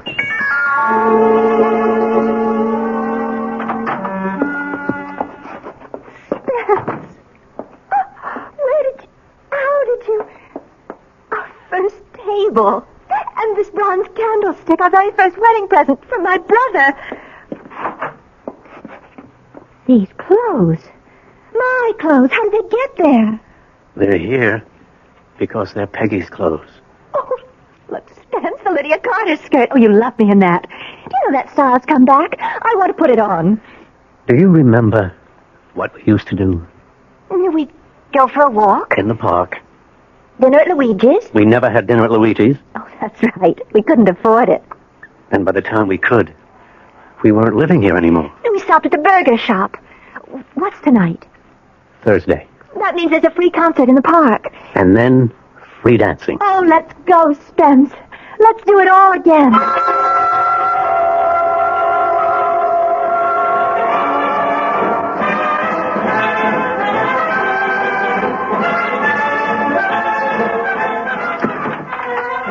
I never realized how much fun we had in those days. They were great days, Peggy. Peggy. I always liked Peggy better. Somewhere along the line, you stopped calling me Peggy. When exactly did you stop calling me Peggy? When you became Margaret. I always wondered about that. How did I become Margaret? Why? Take a look around. See, Peggy? All the bags, the trunk. We're packed for the trip. The trip? The trip to Tibet. Oh, yes. We were all set to go. Yes. You remember? Yes. As a matter of fact, you were a little bit sick from the shots, remember? Remember? Yes. And then the telephone rang. The phone? Yes, the phone rang. It was It was my mother. Yes, it was your mother. I remember. Answer the phone. Go ahead, answer it. You answered it that night. Hello? Yes. Yes, Mother? Oh, no. Yes, all right. All right, we'll go there. Right away. What is it, Peggy? My dad. He's had a stroke. How bad? Well, we don't know yet. Oh, Spence, I don't think we can... I can't leave Mother alone right now. No, we won't. Oh, Spence. I knew you'd understand. That's when you became Margaret. That's when you were no longer my wife, but your father's daughter. Take off the skirt. Leave it here. Go home. It belongs to Peggy. Spence, what's the matter with you? I'm Peggy. That night was the start of it. The start of what? The start of a campaign to mold me into the kind of man you had in mind. The man who would enjoy the kind of existence you always had and always wanted. Safe, comfortable, secure. All you were asked to do was to help my father, who was deathly ill. Who else could have done it? My brother? It was supposed to just be a temporary arrangement. But it suited you, Spence. It suited you. I started making the kind of money your folks never dreamed of. I built an empire. I never wanted it. You wanted it. You wanted it so badly you stopped being Peggy. You went somewhere else. You became lost. But not me. I'm not lost. I found my way back. And when I got there, I found Peggy again. Now, take off that skirt and give it back to Peggy. Spencer, I listened to you. Now you listen to me. I've been listening to you for 23 years. And now we've come to the end. The bags are packed, and it's not too late. We're leaving for Tibet. Peggy and me. Peggy, Peggy? Yes, Spencer, darling. Spence, get this straight. I'm Peggy. Don't listen to her, Spence. She was always out to destroy you. She almost did till you came back to me. I'm Peggy. The only Peggy you have. She's lying. She's trying to stop you. We are going to Tibet. Fat chance. You'll take that appointment from Satterfield. That refusal was just a ploy. You know it. He knows it. Shut up, Margaret. Shut her up, Spencer. Shut her up. I didn't destroy you. You destroyed me. I'll have to kill her, Spence. Go ahead. Live with this fantasy of yours, this Peggy who rewrites history. She's all yours. I want my skirt. Take off that skirt. It's mine. It's all I want from you for 23 years of marriage. Don't let her out of here. She'll tell everybody about us. They'll put you away, Spence. Get away from that door. No. Spence, keep away from me. You won't get out that way. I warn you. I'll hit you with this. Now, you ask for it. You ask for it. Use a knife, Spence. Use a knife.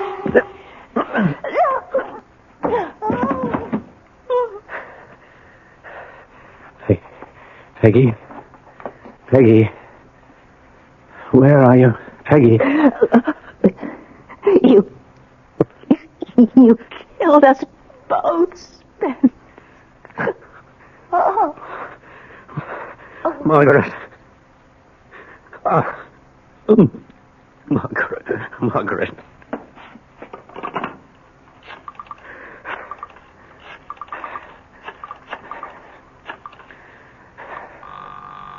Chief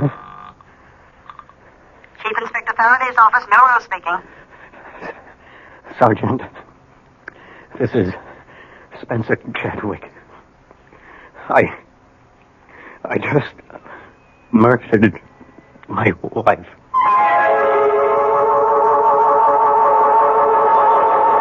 Well, as they say, all of us are two people. One is the person we think we are, and the other is the person we really are. And the secret of a long, happy life is to make sure the twain never meet. I'll be back shortly. This is WOR New York, your station for Mystery Theater.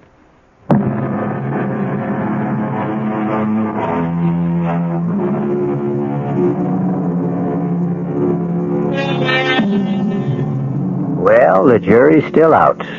Oh, not on Spencer Chadwick. With him, it was open and shut. But on the basic idea, can you go back? Can you do it again? Well, to end on a non-controversial note, here is something everybody can do again. Tune in again for more suspense and excitement. Our cast included Richard Mulligan, Mandel Kramer, Marion Seldes, Bryna Rayburn, and Gil Mack. The entire production was under the direction of Hyman Brown. Now, a preview of our next tale. You know what I'm going to do, Laurie? I am going to turn this car right around and head back to the city. Oh, no, George. Please don't. What's that? We all fall. You hear something like singing? Ring a ring of roses. Let me open the window. A pocket full. It's a woman singing that old nursery rhyme. Two. We all fall down. Well, what's that snapping sound? It sounds like a piece of leather. It sounds like a whip. George, what are you doing? I'm getting out. No, don't leave me, George. I'm coming with you. Wait. Okay, but stay close to me. Radio Mystery Theater was sponsored in part by the Kellogg Company, makers of Kellogg's Special K cereal. This is E.G. Marshall inviting you to return to our Mystery Theater for another adventure in the macabre. Until next time, pleasant dreams.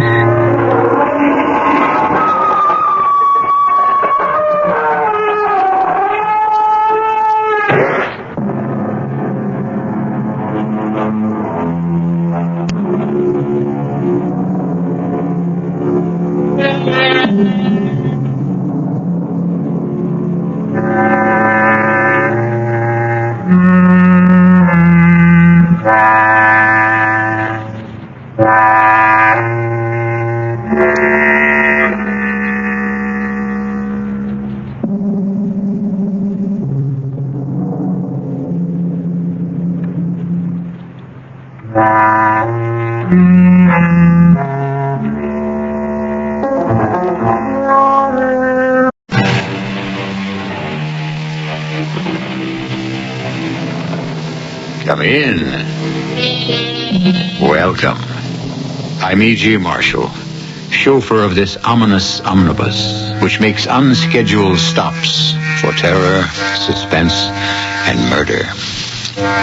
The life of man, according to the ancient Greeks, was a thread that passed through the hands of the three goddesses of fate. The first was Clotho, who spun the thread. The second was Lachesis, who wove the design.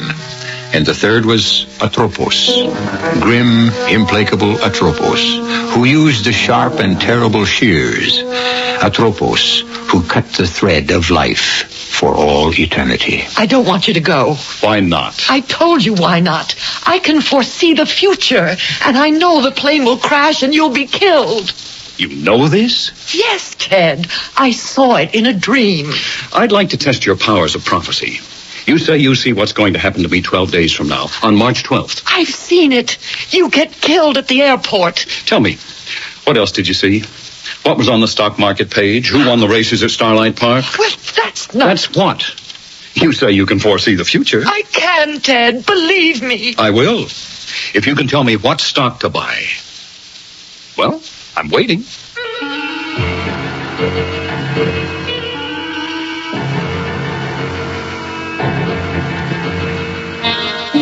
Our mystery drama, The Ideas of March, was written especially for the Mystery Theater by Sam Dan and stars Nina Foch and Les Tremaine.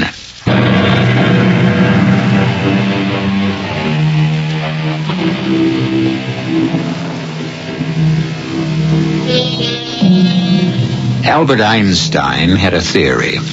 It was called relativity. Although it changed the scientific thinking of the world, less than a handful of people can actually understand it. One facet of it says, in a general way, if you travel at the speed of light, the past, the present, the future become all tangled up with each other.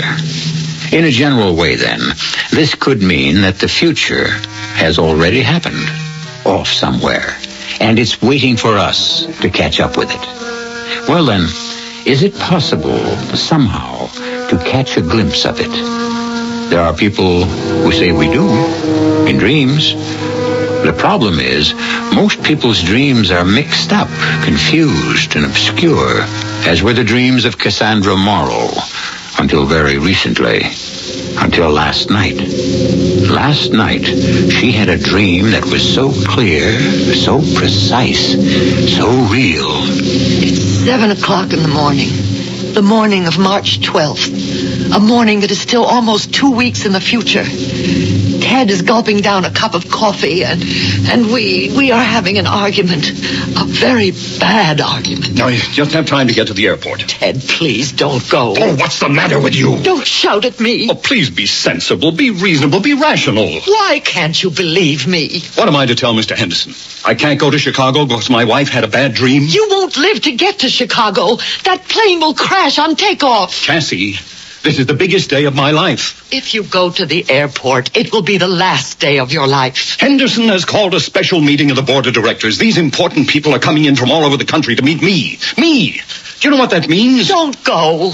I saw the flames. I heard the sirens. Oh, damn! You've made me so nervous I've spilled coffee all over my new jacket. The jacket? Lucky it's got brown flecks. No one will notice it. The jacket? How could I have known about the jacket, Ted? Look, call your mother, or my mother, and have lunch. The jacket, the cop, the sign. How could I have known all that? Cassie, you just don't want to face the truth. What truth? Deep down in your heart, you don't want me to take the job. That isn't true. Go tomorrow. The meeting is today. Telephone. Say you're sick. I can't. Say I'm sick. Oh, I don't know what's gotten into you. You better call up Dr. Miller for an appointment. I saw it all so clearly. Look, I can't argue anymore. I have to make the plane. I'll be home for dinner. Might as well drive my own car to the airport. Goodbye, Cassie. Ted! I'm going, and that's all there is to it. I'll call you from Chicago. Ted! Ted! I want to stop dreaming, but I can't. I hear the car starting up in the driveway. What an incredible dream I'm having. Never was there such detail. I could hear the percolator, the ticking of the clock. There was a whippoorwill that started his song outside the window every morning, and now I heard him, too. Ted's car pulls out of the driveway. I had to stop him. I would stop him. I'll catch him before he gets to the airport. I back my car out of the driveway. I race for the turnpike. I disregard stop signs, traffic lights, and it isn't long before I hear...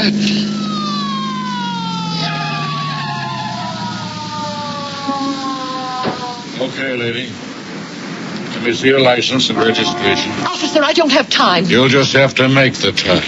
Who are you trying to kill? I have to save my husband. You have to save your husband. I thought I heard them all. Okay, let's hear this one. I have to stop my husband before he gets to the airport. Why? Because he'll be killed. How? There's going to be an accident. There's going to be an accident? Yes. How do you know? I had a dream. You what? I had a dream. Hey, what are you trying to handle? Oh, please believe me. Now, look, miss. That's Mrs. I'm Mrs. Morrow, and I have to save my husband. I just cannot sit here. I'm afraid you'll just have to sit here. You're in no condition to drive that car. Now, you just sit there quietly, and I'm going to radio back for someone to come along and help. Officer, now, please. lady, you just sit there and look at that sign. See the billboard about the new picture at the drive-in. See, it says Endless Love, starring Robert Gaylord, a very handsome guy. Why don't you think about him while I go... I won't sit here. Hey, stop! Wait a minute! Stop! I floor the pedal. The needle springs violently to the right, to where it had never been before. All the way to the right-hand edge of the gauge. No one could ever catch me, but I had to catch Ted. The car rattles and shudders. The whole world seems to twist and spin crazily. And then I see the nightmare flashing of red and blue lights, the terrible howling of the sirens, and my own voice suddenly rises to a scream that drowns everything out. I'm too late. It has already happened. I see Ted's body, mangled, bloody, lifeless, and my scream dies to a moan, a low and terrible moan. Oh. Cassie, wake up. Angel, wake up. Darling, wake up. You're having a bad dream. A dream. A dream. Yes. It was a dream. All a dream. Something really must have scared you. Yes, it was... It was... Tell me about it. Oh, it was so clear, so exact. You know, sometimes you dream and it feels so real. Well, what was it? Oh, it was silly. Tell me. No. Oh, why not? Because I would dearly love to forget it. And if I talk about it, I might dream it again. And, I'm so tired. Well, you should be worn out from that dream. I just want to get back to sleep again.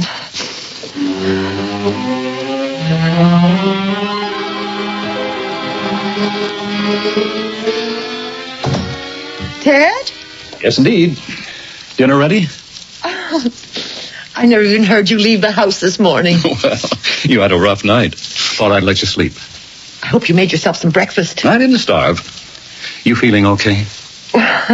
Why shouldn't I be feeling okay? Well, you had a very bad dream. It seemed to take something out of you. I was worried about you all day at the office. Well, if you were so worried, why didn't you call? Why didn't I call? To call or not to call, that was the question. What question? Well, first, I was tied up all day. And second, I wanted to tell you about it in person. Tell me about what? Tell you that I'm going to be named Vice President in charge of production. Ted! Vice President Ted, if you please. You mean it's going to happen? It's already happened. Sterling sent in the recommendation to Mr. Big Wheel himself, Henderson, in Chicago. Vice President! Money, bonus, stock options, the whole works. I have become what is known as management. You know how people talk about they? I have now become a they. Oh, we'll have to move, won't we? Sure. Can the vice president in charge of production for International Minerals reside in a 3-bedroom ranch in West Valley? No. We'll have to live up to it. I like it here. You'll like it better where you're going. When does it become official? Thursday, 12th of March. The 12th of March? That's the fateful day. I'll give you a rundown. On 7 a.m. Thursday, March 12th, I drive out to the airport, and I board the 8 o'clock to Chicago. What did you say? I haven't said anything yet. Listen, there will be a luncheon session of the board of directors, at which time I shall be named VP in charge of production.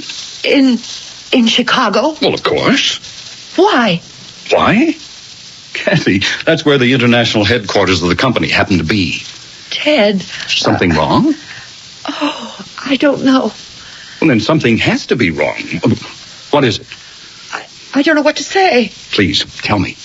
Well, I don't know how. Well, try. You know that dream I had last night? I dreamed that it was 10 days from now.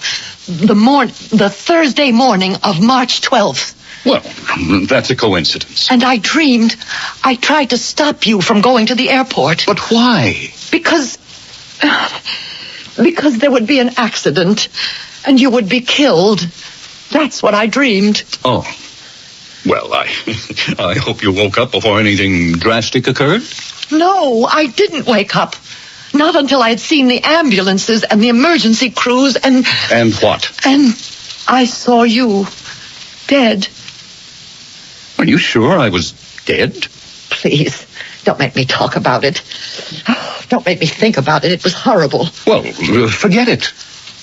Why did I have a dream like that, Ted? Why should I dream that? That you would die in an airplane accident on March 12th. I don't know. You're probably scared of me flying when you heard that I was scheduled to go to Chicago. No, Ted, you're not listening. This was last night, before I knew you were going to Chicago on the 12th. Before you knew. Darling, there's an explanation for everything. Well, how do you explain this? Well, let's see if we can analyze the thing. March 12th, what, if anything, is significant about that date? Does March 12th mean anything to you? No. March 12th? Oh, of course. What is it? I know why you don't want me to go to Chicago. Why? Because that's where Marcella Thornton lived. Oh, Marcella. I haven't thought about her in years. Oh, is that so? You forget that Marcella and I were supposed to be married 12 years ago. On what date? March 12th? Oh, but Ted, I knew it was over between you and Marcella. I knew you chose me. But a little residue of doubt may still be lurking in your subconscious. It was 12 years ago, the 12th of March. All those 12s coming up must have overwhelmed you. No, Ted, no. Nothing inside of me brought this on. It was as if I had been allowed to live in the future. And I had a glimpse of what was going to happen. Oh, you don't believe that, do you? I mean, you're a sensible, rational woman. You know, you just know you can't see into the future. Now admit it. Well... Look, on the basis of that dream, do you want me to cancel the trip? Well? No, I suppose not. Why don't we forget it? Incidentally, there was a sale at Rossmeyer's. I picked up a honey of a jacket. Oh, it's about time. You need new clothes. Yeah, let me open the package. I was thinking of wearing this to Chicago. They're a very informal group. No, wait. Ted, wait. Before you open the package, see if I can tell you what color it is. It's gray with brown flecks. Well, how did you know? You must have been spying on me. There, see? It's exactly the way you described it. Ted, that jacket. That's the jacket you were wearing in my dream.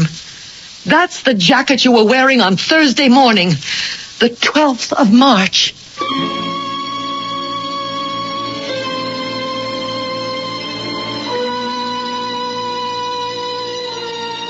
When you see into the future, you have to see it all.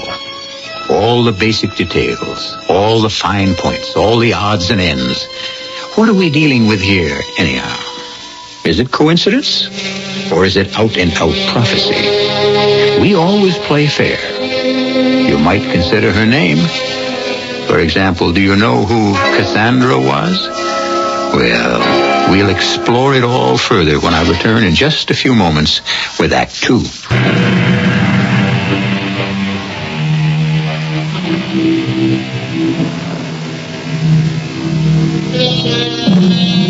What is the difference between the oracle at Delphi of the ancient Greeks and your own psychiatrist? The oracle stated that your dreams reveal your future. Your psychiatrist will contend that your dreams illuminate your past. Albert Einstein reconciled the two by saying both past and future can exist at the same time. Is everything clear? It is to Cassie Morrow, who had a terrible dream the other night. It's a coincidence. I dream that you're killed at the airport. I dream you're wearing a jacket that you hadn't bought yet, that I'd never seen before. Now, how do you account for that? I'm scared. Cassie, be sensible. That's what you said to me in the dream. Be reasonable. You said that, too. Well, be rational. Be sensible, be reasonable, be rational. That's exactly what you said to me. Oh, Ted, I'm so frightened. Well, I don't know what to tell you. Look, hadn't you better see Dr. Miller? You told me to do that in the dream, too. But doesn't that make sense, dear? I don't know. All right. I'm trying to think what it all means. It has to mean something. Oh, thanks, Ted. Thanks for not saying I'm being silly. Well, the fact is, you are being silly. It's just, I'm being the concerned husband. Here's what I'll do. I can't promise anything, but in a roundabout diplomatic way, I'll ask Sterling if there's any chance the meeting could be shifted a day earlier, a day later. Oh, Ted, could you do that? Well, I don't know if I can, but I can ask.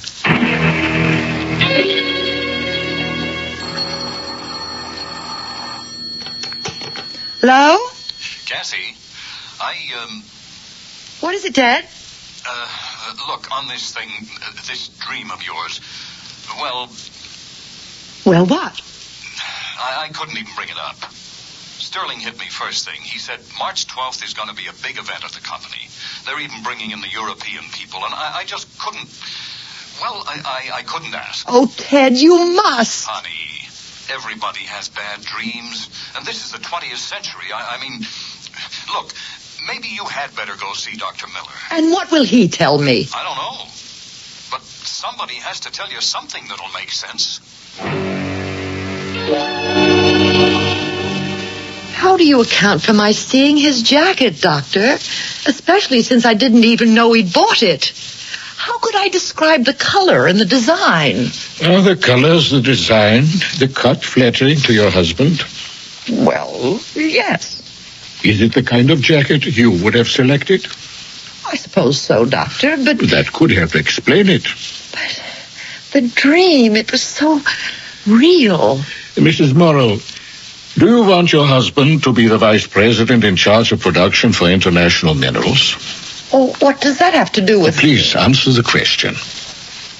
We were married 12 years ago. A few months later, Ted went to work for International. We've been aiming at that job ever since. I didn't ask you what you were aiming at. I asked you what you wanted. I want what Ted wants. How about what you want? Life is more than what a person does for a living, or it should be. On the way to your goal, perhaps you found a way of life that appealed to you. Friends, community. Maybe you really don't want to leave it. Well, what would that have to do with my dream? Everything. You knew Ted was being promoted. This is how you tried to stop him. Well, that might make sense if I knew. But you see, I didn't know. I dreamed this dream the night before Ted told me about the promotion. You knew. You knew about the promotion. How? Now, how could I know? Ted sensed things were coming to a head at the office. It made him tense, nervous. After 12 years of marriage, people don't have to say things. You interpreted those signs. Neither of you had to speak. Well, I don't know. What you're asking me to believe is that you were able to see into the future. Isn't that so? Yes, that's so. And you should realize that such a thing is impossible. Why? Why is it impossible? Because such things are not humanly... Well, it just doesn't happen. You mean no one has ever been able to foresee a distant event? Well, I would say so. How about these people you read about in the papers? These people who foretold... My dear Mrs. Morrow, you want to indulge in quackery? I know all about people who claim to have foretold the assassination of a president or the breaking out of a war, but does anyone keep score of their predictions? How many never happened? What is their batting average? Well, still, there are people who have had premonitions of... Of what? Of some disaster, usually? The death of a loved one? Well, what about it? If you keep worrying about something constantly and one day it happens of its own accord, that's not prediction, that's coincidence. I know, all the arguments are against me. But I know I saw it all so plainly. I'm trying to tell you why. You don't want him to go. I wouldn't stand in the way of his becoming VP in charge of production. That's something less than a ringing endorsement. And then, of course, we have Marcella. No, I deny that completely. Is Marcella married? I don't think so. Well, is she? Well, no. What is she doing now? She's editor of a fashion magazine in Chicago. When did you see her last? I never really met Marcella. Oh, then you never saw her? Well, I did see her. It was a few days ago on a TV panel show. Oh? And how did she look? Beautiful. So, here we have Marcella. Beautiful, surrounded by glamour, while you have been Mrs. Housewife these past 12 years. Did Ted see the show with you? Yes. What did Ted say? He said, there's Marcella, as beautiful as ever. Did he discuss her after the show was over? No. Well, did he say anything else about her? You mean all he made was that one remark? Yes. But you couldn't help thinking that, quietly, he was comparing the two of you.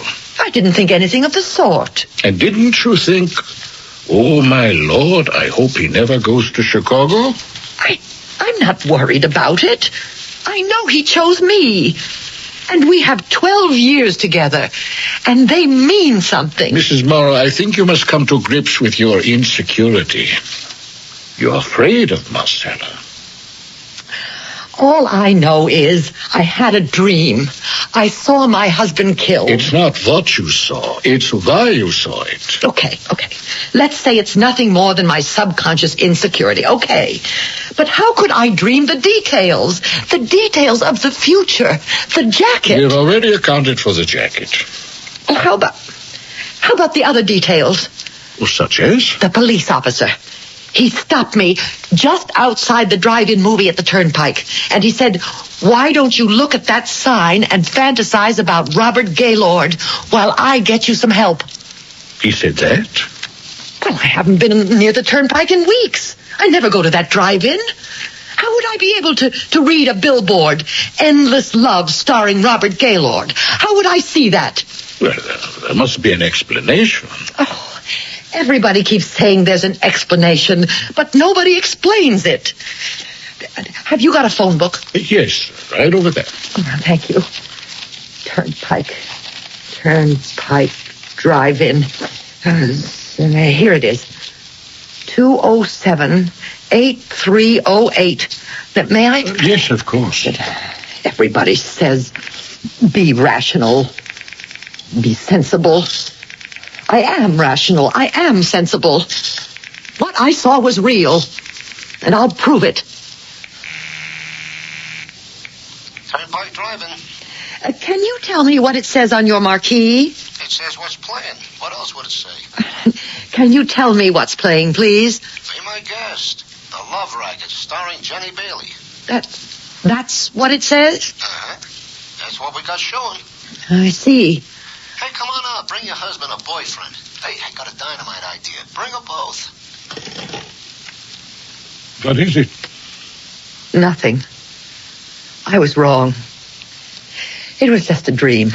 Well, of course. I mean, it was just a dream like any other dream, and it probably means nothing at all. Well, it probably means something. Oh, but it doesn't mean it doesn't mean I foresaw the future.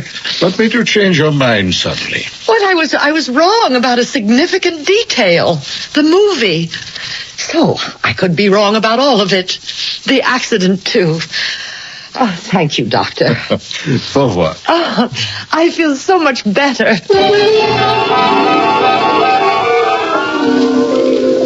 But I only felt better for a few minutes. The movie bothered me.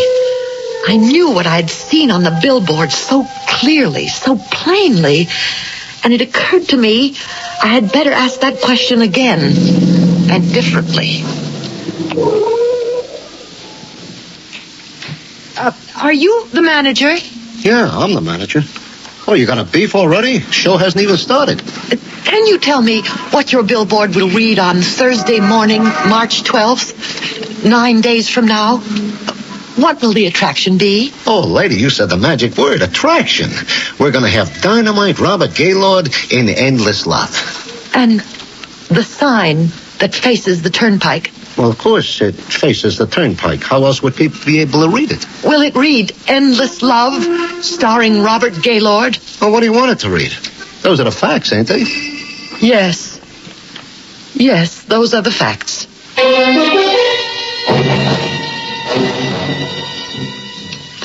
But how could I foresee Robert Gaylord would be playing at the drive-in?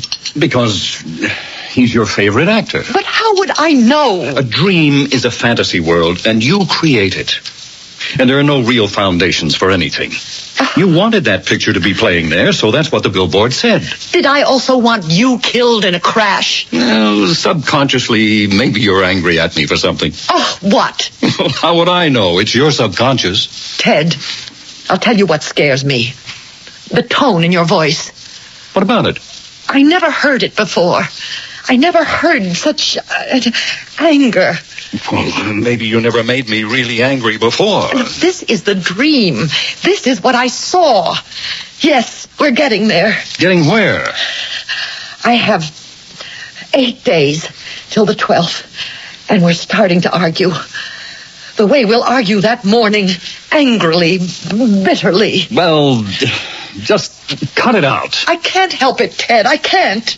You want me to refuse to go to Chicago, is that it? Only on the 12th. Well, it's the 12th or nothing. All right, Ted. I don't want you to go. That's it? Yes. Well, I can't cancel it, Cassie. I just can't. What did Dr. Miller say? That's unimportant. What do you mean it's unimportant? Anything anyone says is unimportant. I tell you, I know what's going to happen. Cassie, cut it out. Don't talk to me like that, Ted. You've got to get a hold of yourself. You've got to face the facts. Facts? So far, I'm the only one who's offered any facts at all. The jacket, the movie marquee. Those are facts you created yourself. All right, but there's one fact, one basic fact I couldn't create. Yeah, what's that? It isn't a that. It's a person. It's a he. Who? I have a witness. How could there be a witness to a dream? If I can produce that witness, will you finally believe me? I don't know what you're talking about. But if you can do it, I'll believe it.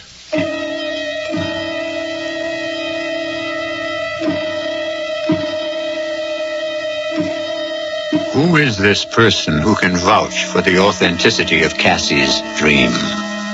If she says there's a person, then she definitely is able to name that person. And since we try to play according to the rules, you know we aren't going to drag in anybody out of left field. That person has to be someone you've already met. But who? I'll be back in just a few moments with Act 3.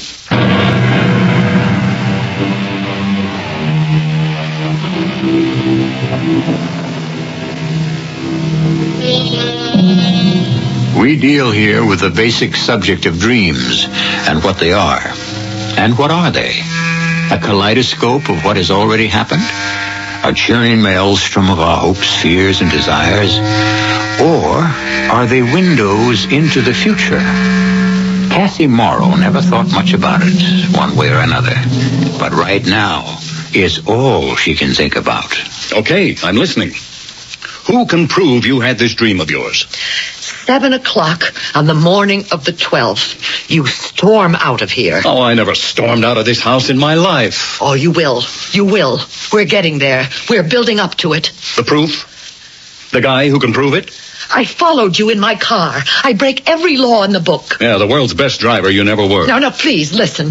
A cop comes up. He pulls me over to the side of the road. I hope he threw the book at you. Oh, please, listen. Oh, it's only a rehash of what you told me. You said a cop stopped you on the way. I know, but let me tell you about him. He was a cop I'd never seen before in my life. So? Now, let us suppose he's a real cop.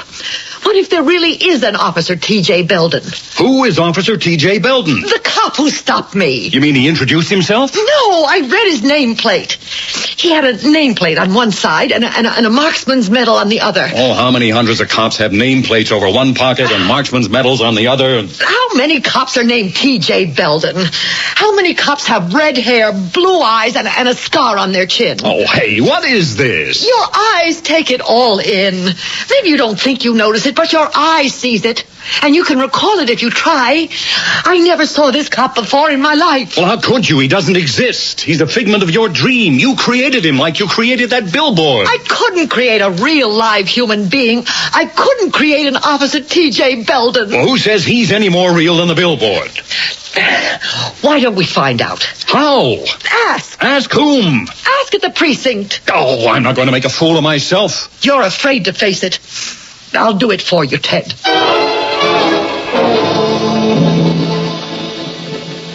Yes, ma'am. We patrol the turnpike between here and the airport. Sergeant, would you have an Officer Belden? A T.J. Belden? Why do you ask, ma'am? Well, Do you wish to register a complaint? No, not at all. I just want to know. Lady, the personnel of any precinct is a matter of record. I couldn't keep it from you. I'm not saying... If it came to it, you could have a lawyer compel the department. No. I only want to know if an officer named T.J. Belden will be patrolling the turnpike on the morning of the 12th. Look, ma'am, we have no Officer Belden. Oh. I don't know the man. You might go to Central Headquarters downtown. I see. Thank you. It makes me feel wonderful to hear that. Thank you again. Now, finally, the thing could be laid to rest. If a dream is to be more than a fantasy, then all the details must be real. And if I had fantasized an Officer T.J. Belden, then I could have fantasized the rest. And I was feeling wonderful as I walked out the door. And then I saw him coming in.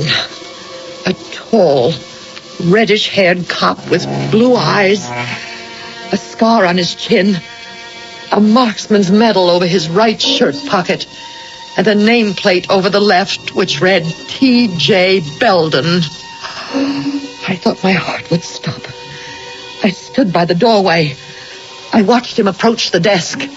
Patrolman T.J. Belden, Sergeant. I'm being transferred on the 12th here. My papers. Belden, huh? Hey, where have I heard that name before? Oh, yeah. Just a minute ago, some dame was asking for you. Dame asking for me? How'd you know I was coming here?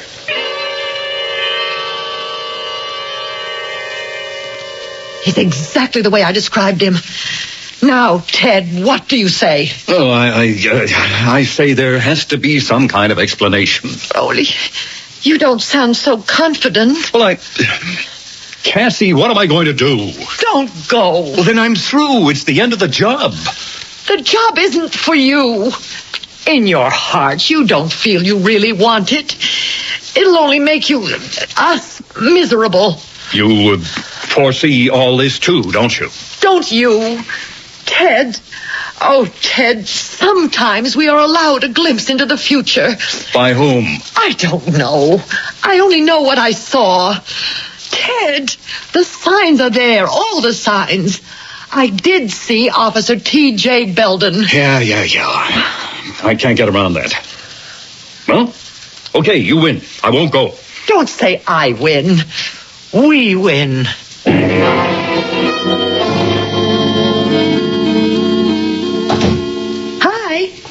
Just in time for dinner. Steak. Yeah. Oh, you sound low. A drink? No. Well, what happened after you told them you couldn't make it on the 12th? I bet all your fears were groundless. They can't afford to lose a good man for a trivial reason. What did they say when you told them? I didn't tell them. You didn't? But I thought you'd agreed not to go to Chicago. Yes, I did. I did because you scared me. All I told you was the truth. You scared me with Officer Belden. After all, how could you conjure him up out of nothing? I never saw him before in my life. Well, if that's true, and it wasn't a dream, then it was truly a prophecy. If it's true, if you never saw him before. I never did. But it isn't true. You did see Officer Belden before. Oh, that's impossible. Then you brought him back into a dream. But I tell you... 5 years ago, you were ticketed for driving through a stop sign. I don't remember. Look, this thing about Belden, it bothered me and bothered me. Why not? My whole future was at stake. So I didn't go to the office. I drove around thinking, just thinking. Then I remembered the traffic ticket. Would you by any chance remember the cop who wrote the ticket? But how could I remember a cop who gave me a ticket 5 years ago? Mm-hmm. So I went down to the Central Traffic Bureau, and I went through the old records, and I found the ticket. And you know who the arresting officer was? Yeah. None other than T.J. Belden. Thomas Joseph happens to be his full name. Oh, but how could I remember the face of an officer who wrote me a ticket a long time ago? You've already asked that question, and it doesn't matter. He's part of your subconscious mind, and so you created him for your dream. You would have me jeopardize my entire career over a silly dream. It's not a silly dream.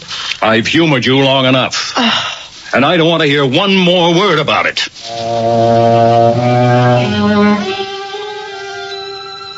The days passed, and we hardly spoke.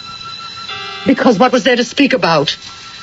And then, it was the morning of the 12th. The morning I had dreamed about 12 days before.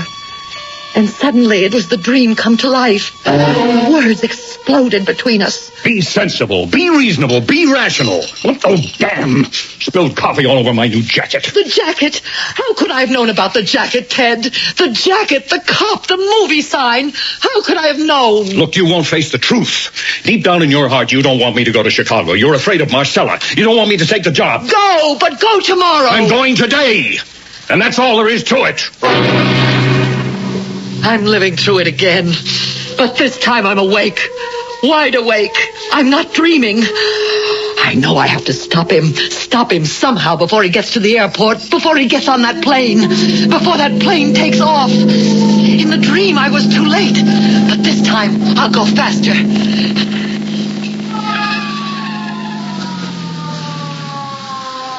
Okay, lady. Your license and registration.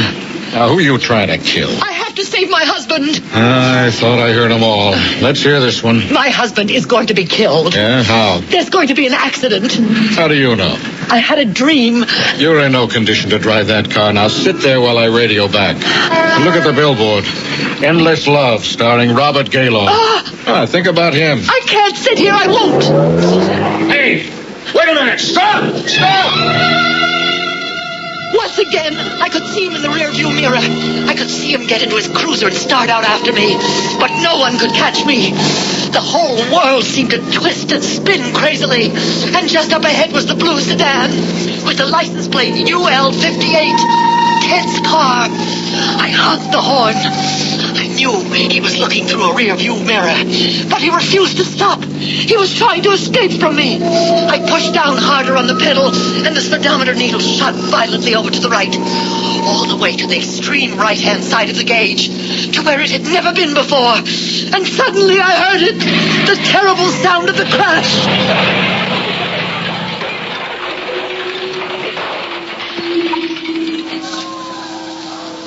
And for a while I didn't know anything. And then suddenly, all around me, I heard sirens. I could see flashing lights, red and blue. I had been too late. The plane had taken off. Ted was dead.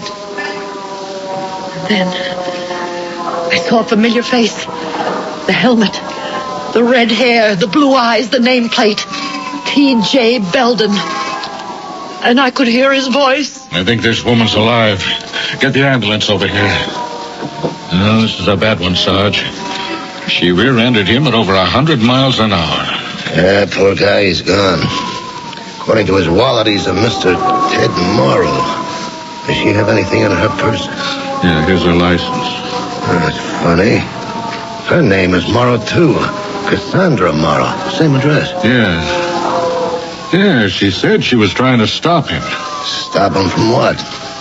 Stop him from getting killed. Hey, this is the dame.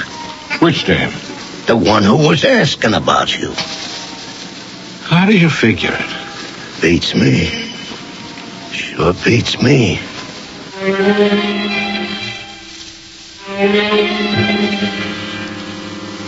It sure beats me. That's how we dismiss so many things in this world.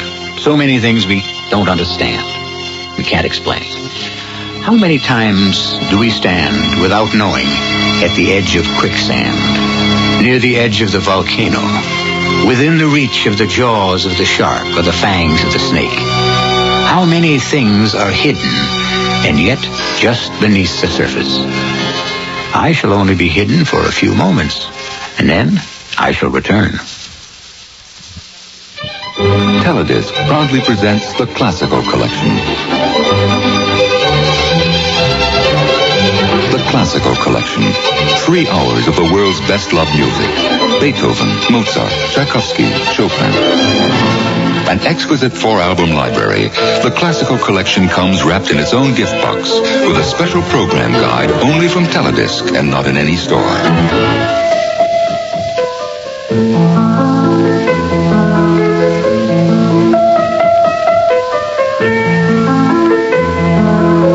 To order, call 1-800-642-7400. The Classical Collection, your musical treasure for years to come. Call 1-800-642-7400. Operators are standing by.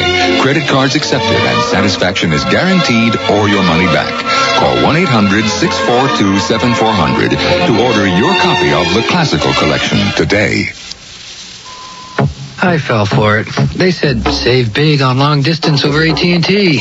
Then I found out they were comparing their discount plan to AT&T's regular prices. Talk about holding back the facts. There were no big savings. They never mentioned AT&T's savings plan, Reach Out America. Saves you money 24 hours a day. But not a word. Nada. Guess they wouldn't have much to talk about anymore, huh? People who thought they could do better than AT&T are coming back for the real value. Aren't you glad you never left? AT&T, the right choice.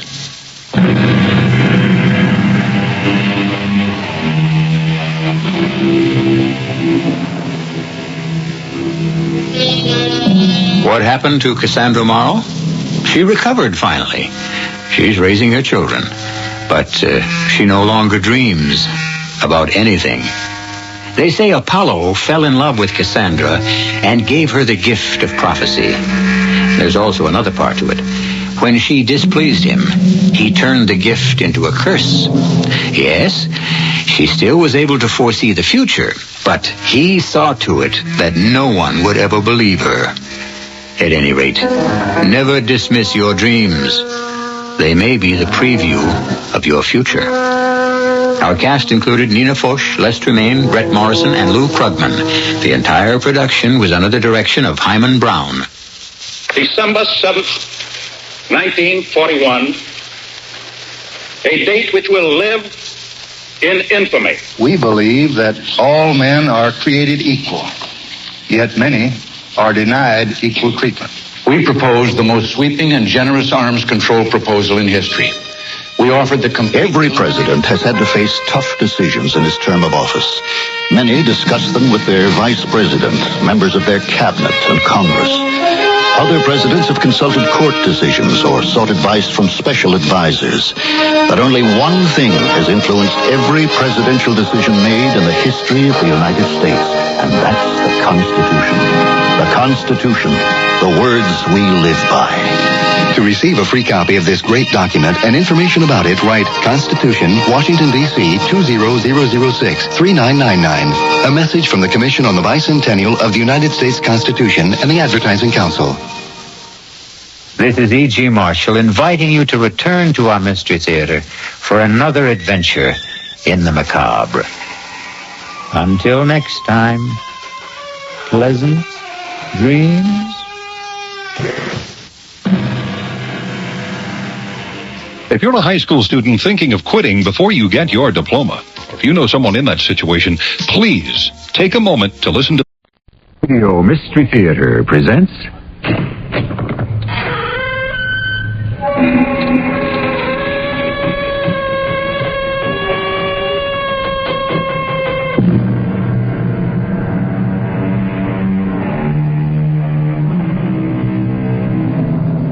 Come in. Welcome. I'm E.G. Marshall. We live in such changing times. It is inevitable we fear tomorrow more than yesterday. What's to become of us all? Will we be annihilated in our beds? Is there any way of living in peace ever again? Who can save us? Or is the end an inevitable radioactive fiery ball whirling through space? Today we explore a year in our future when we thought the sun had set for the last time. Elizabeth, my considered opinion is that the president is hiding somewhere. The whole idea has stunned me. I don't know what to think. Well, there's always the possibility the president's been kidnapped. But we're stymied by the message that he's held hostage by the Ray universe. We can't identify it. There's been no demand for ransom. What else is there to think but that your husband, in some strange state of mind, is a prisoner of himself?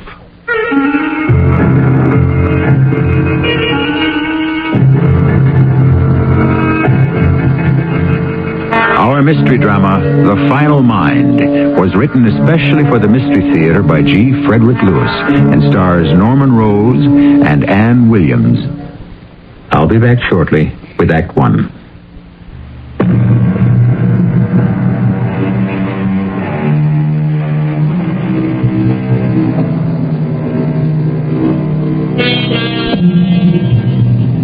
So as not to alarm you, although I am certain you aficionados of the Mystery Theater rather expect a little knee-knocking, goose-flesh and spine-tingling fright, I shan't reveal the exact year this tale takes place. Tonight, I'd say, you can all go to sleep in safety. It's tomorrow I cannot guarantee. We begin at a secret destination 1 mile under the surface of a Midwestern state, in a concrete bunker, where are gathered those who govern and defend the United States.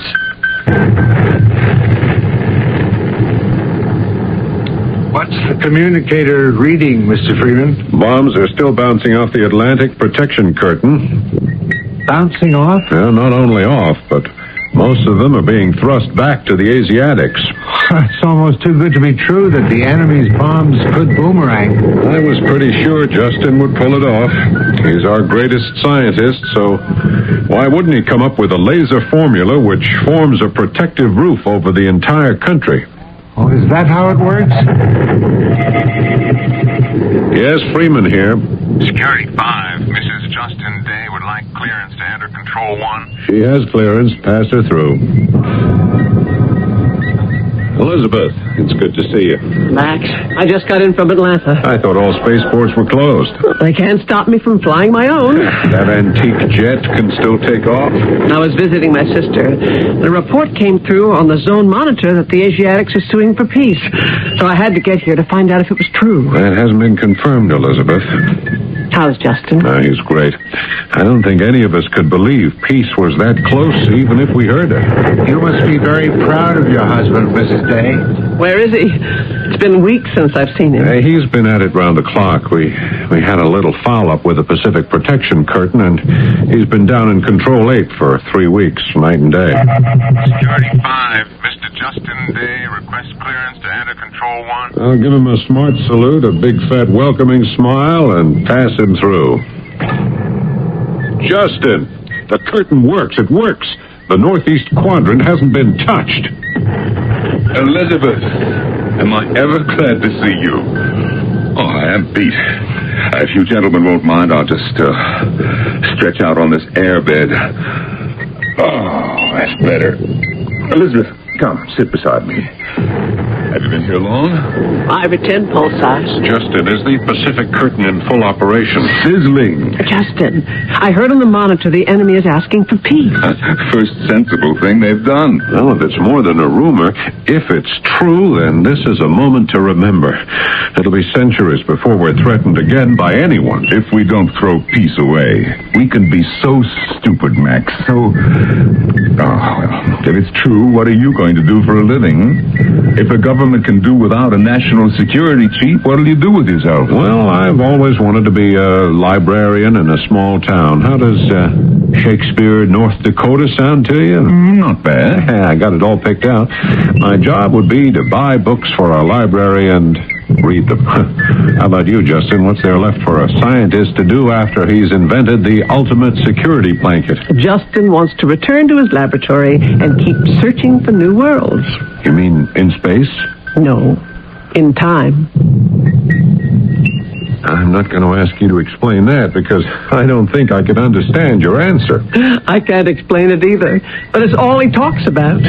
You'll have to ask him yourself. Not now. The poor man's asleep. Well, after 500 hours on his feet, can you blame him?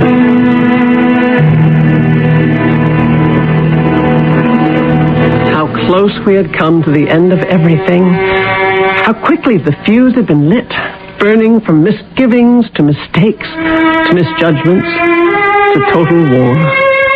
Our only hope of survival lay in my husband's genius, and he delivered. Was there any wonder, then, that he would be rewarded with America's highest honor? Elizabeth, I won't accept the job. I can't. I've told the party that. I don't fit the mold, Elizabeth. You see, I'm an explorer. I'm not competent to manage such a huge enterprise as this country. Well, you may not get a choice. You may be conscripted. What good is an unwilling savior? No, I won't accept it. I can't. I have plans. Urgent, vital, and death-defying. I can't give up 6 years of my life playing world policeman from the White House. Plans more important than the presidency? Yes, by far. When I said death-defying, I meant just that. What in the world could be more important than serving your country as president? Mankind. Be specific. If I can complete my work, I believe I can find a way for man to live forever and for there to be plenty for all. Forever.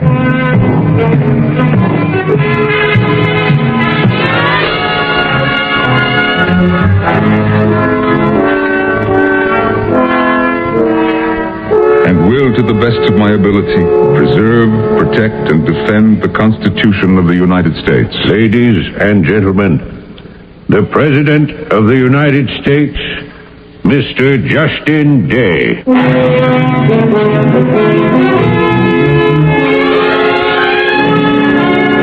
Those first months in office were unlike any the world had ever seen. Justin was able to find solutions to problems that had divided the world since the first great flood. Already there was talk of amending the Constitution so that Justin could remain in office 10 years. The day that was proposed in Congress, Justin disappeared, vanished, leaving not a trace. Elizabeth, you mean you got up this morning and Justin wasn't there? Are you sure he went to bed last night? Max, I get to sleep before he does. He spends late hours in his laboratory. But this morning, his bed hadn't even been slept in. Oh, he's gone somewhere, that's all. Something he thought so important he couldn't tell any of us about it. Oh, he'll be back, Max. I'm sure of it. Oh, thanks, Elizabeth. Look, I have to go. I'll keep you posted. But does anyone besides ourselves know he's missing? Only the vice president. Charlie's called an urgent cabinet meeting in 10 pulsars, so I better be on my way. Well, then they'll know. Well, it's their job to keep minding the store till the boss gets back. Let's trust it won't be long.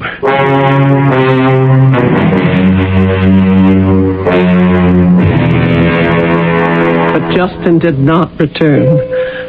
The days turned into weeks, the weeks into months.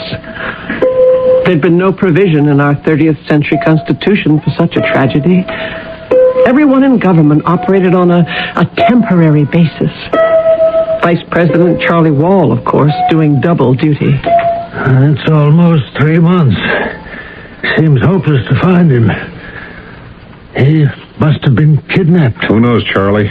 No one's giving up. All our satellites have been programmed with Justin's birth and behavior code. There isn't a particle of universe we can reach by beams that can't react to his wavelength. That is, if somehow he's been spirited into space.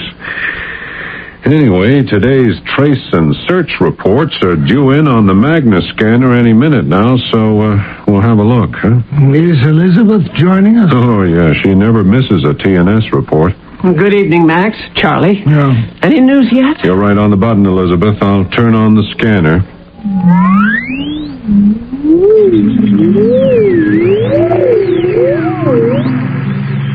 Hello, Elizabeth.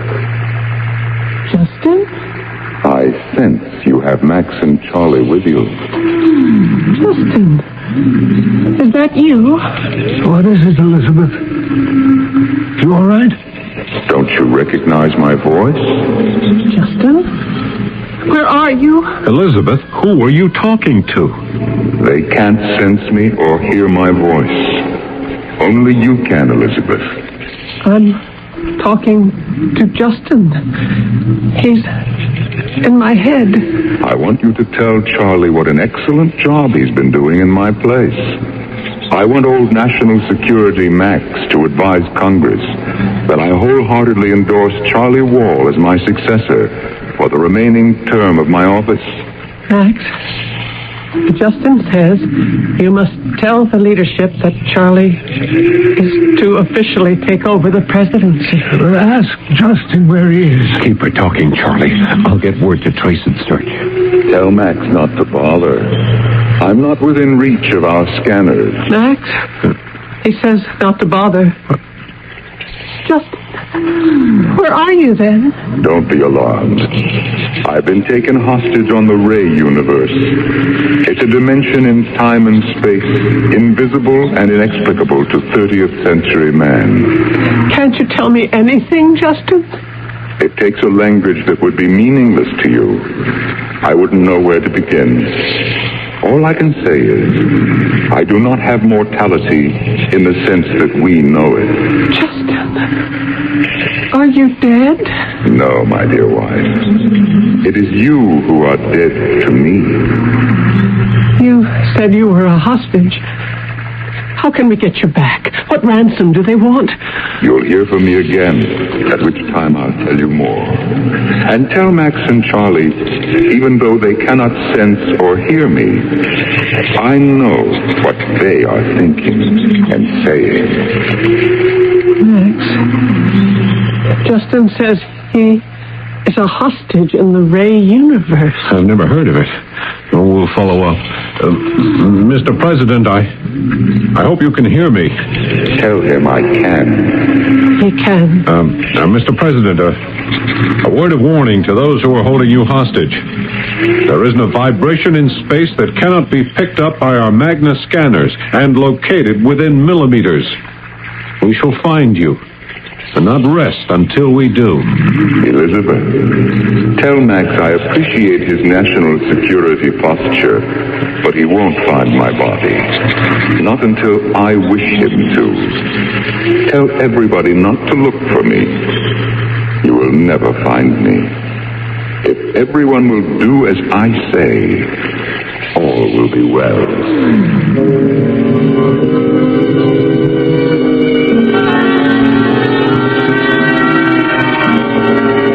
Always a first time. For me, that is.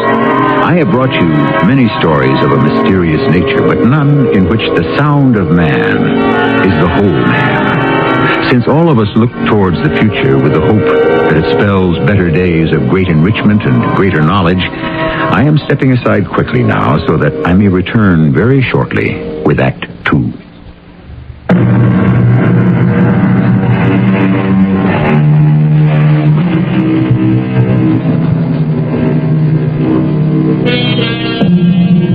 Our story unfolds in that sometime of the future.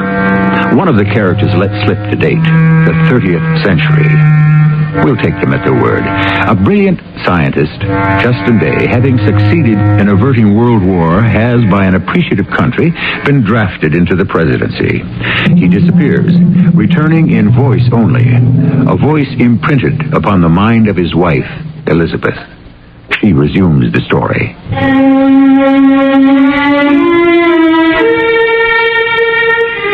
Before I ever met Justin, I was a test pilot.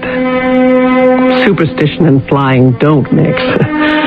So I'm not a believer in portents, signs, or dreams. Our civilization hasn't arrived at the present millennium by conceding to ignorance and credulity. Superstition hampered the first 25 centuries of man. That we know. But I swear to you, the dream I had last night shocked me. This is how I remembered it. Don't be angry with me, Elizabeth. But I have decided. Why would I be angry? Have you come back, Justin? Even if I could, would it be worth it, darling? 6 years of presidential fence-sitting, playing universal chess, conniving in the name of progress. I can't do it. Who else is there but you, Justin? Who was there before I had the honor? The best would be an exactingly programmed computer.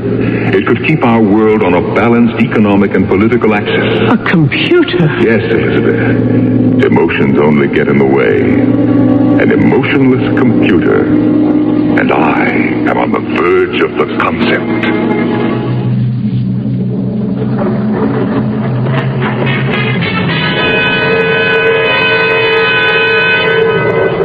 Charlie, no. I'm not going up in that plane with you and Max. I won't do it. But we need you, Elizabeth. You're our only link to Justin. It's useless, I tell you. We won't find him. Elizabeth, I'm the vice president. I've got to use every trick of the century. This is no ordinary kidnapping of some space colony governor. It's Justin Day, the sole and single power the U.S. has. I know, Charlie. No, you don't know. Or you wouldn't be refusing to help Max and me. Don't you think I want my husband back? Yes. But that's all he is to you, a beloved husband. That's all. That's everything. I want him back alive. I told you, Justin said, don't look for me. You will never find me. He could have said that if he were forced to. The world looks to us for leadership. And with Justin gone, there is no leader. Charlie, what's holding you two guys up? Let's go. Just a minute, Max. Elizabeth, we've got to have you with us aboard the Magnaplane. Our only hope is, if our transmission is spotted, he'll communicate with you, and you could talk to him. Maybe persuade him to tell us what to do, where he is he free to return, and how and when.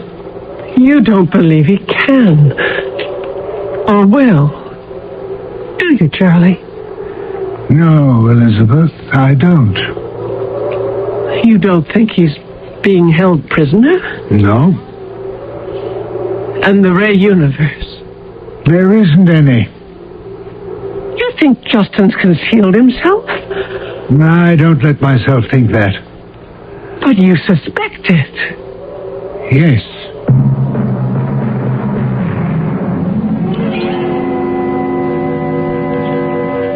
We'll cross the Potomac and then, by using the White House as a central point, fly in ever-increasing circles. Tom, switch on the scanners and receivers. Yes, sir. You comfortable, Elizabeth? Max, I don't know what to think. I told Elizabeth it's our considered opinion that Justin is hiding somewhere. The idea has stunned me. I'm not ruling out the possibility he's been kidnapped. But overwhelming evidence doesn't point that way. In 4 months, we've not had a single ransom demand from his supposed captors on this Ray universe. Mr. Freeman. Yeah, any signals yet? No, sir. The vice president would like you to join him aft. Right. Elizabeth, you keep your ears tuned to the scanner as we keep circling. Remember, it's for Justin's own good that we find him. And your good, Max. And mine.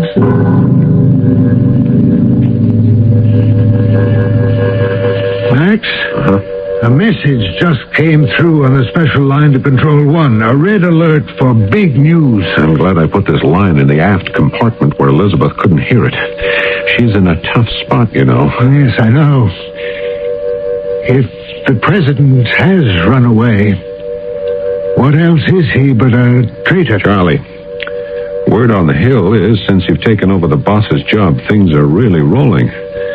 I didn't know that in addition to being a lawyer, you were an agronomist and an economist. That arid zone exploitation plan of yours is really something. Max, I'm going to tell you something I don't want you ever to repeat. Sure. I'm not an agronomist or an economist. I may have some insight, but no practical knowledge. What I do is, every night before going to sleep, I go over every problem that's come that day to my desk. And by morning, I've got the answers.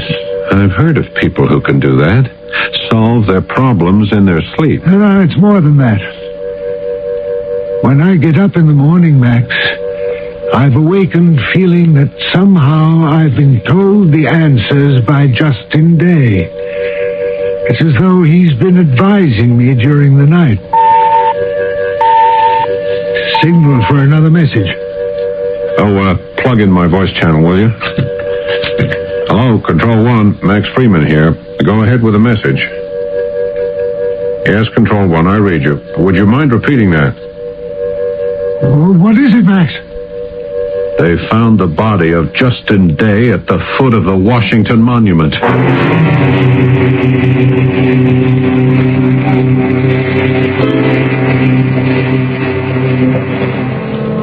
It's been a tough day for you, Elizabeth. Really tough. Don't go yet, Charlie. These last few days, I've hardly had time to think. But I hate being alone. Justin was 41. He had a lifetime before him. Would you mind putting on the communicator? You don't want to see all that's going on, do you, Elizabeth? Let the wounds heal. No. Turn it on. I want to. The irony of it all is Justin never wanted to be president. He used to say, if only he could continue as a scientist. He was on the track of eternal life. What? Yes. He said, if I can complete my work, I believe I can find a way for man to live in peace forever. Ironical, isn't it? You sure you want the communicator on? Please. The body of Justin Day lies in repose in a flag-draped coffin in the East Room of the White House. A military guard of honor is keeping constant watch. Tomorrow, the coffin will be taken to the great rotunda of the Capitol to lie in state. Friday will be proclaimed by President Charles Wall as a national day of mourning. I had to give the world tribes enough time to get here. The extraterrestrial leaders on Ganymede and Callisto and Titan. Those satellite citizens get mighty touchy if they're not invited to state occasions. The corps of drummers you are hearing will once again beat in cadence for the procession. Citizens, friends, allies in interstellar space, as you view my mortal remains, you should know I, Justin Day, am still with you. What am I hearing? Charlie, what's happening? Justin, where are you? A likeness of me will be entombed in Arlington as I have wished. Yet it is not me. Stop it. Stop it! Turn it off!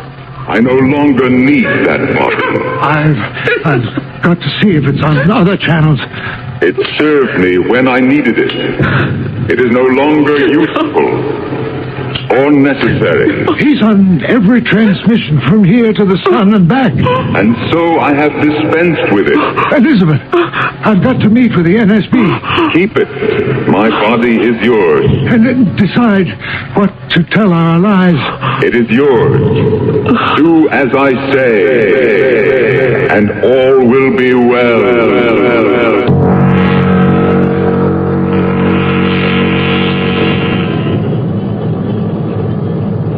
I've got to do this all alone. Another day of not knowing, and I'll go crazy.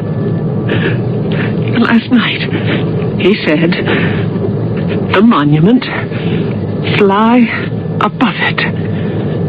20,000 feet. Okay, good. All checked out. Turn on the gamma sensors.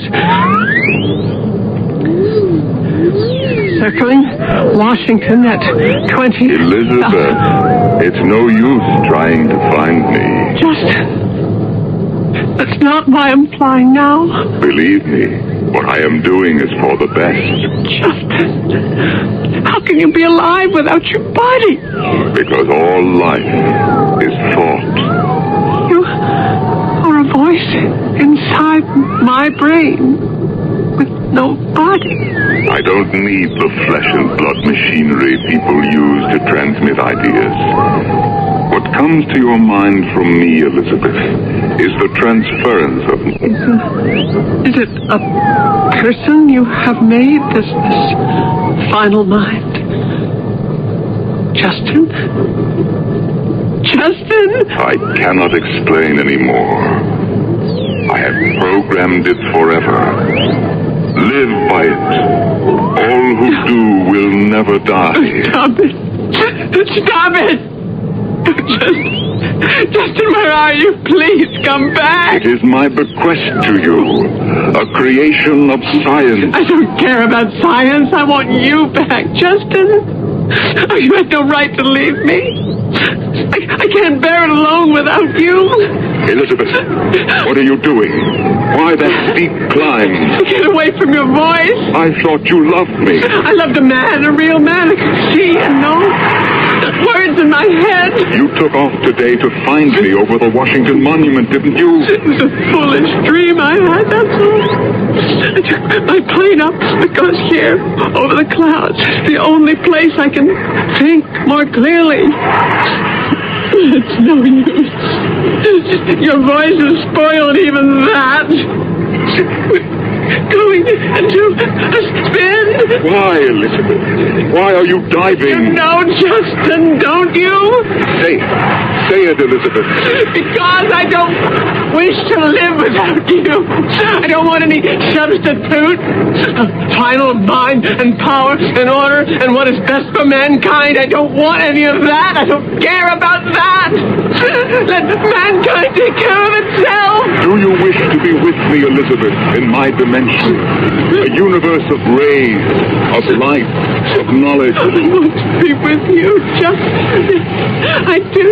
Even if it means extinction? Justin, save me from myself. Can you come back? Are you sure you wish to die, Elizabeth?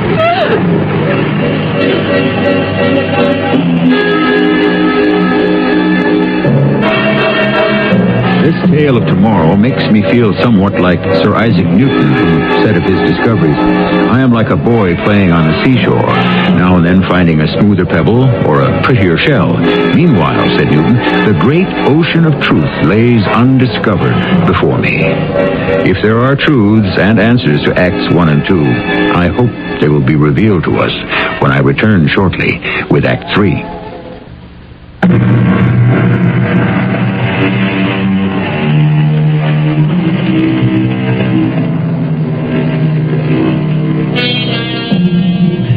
A president disappears, yet his disembodied voice lives on.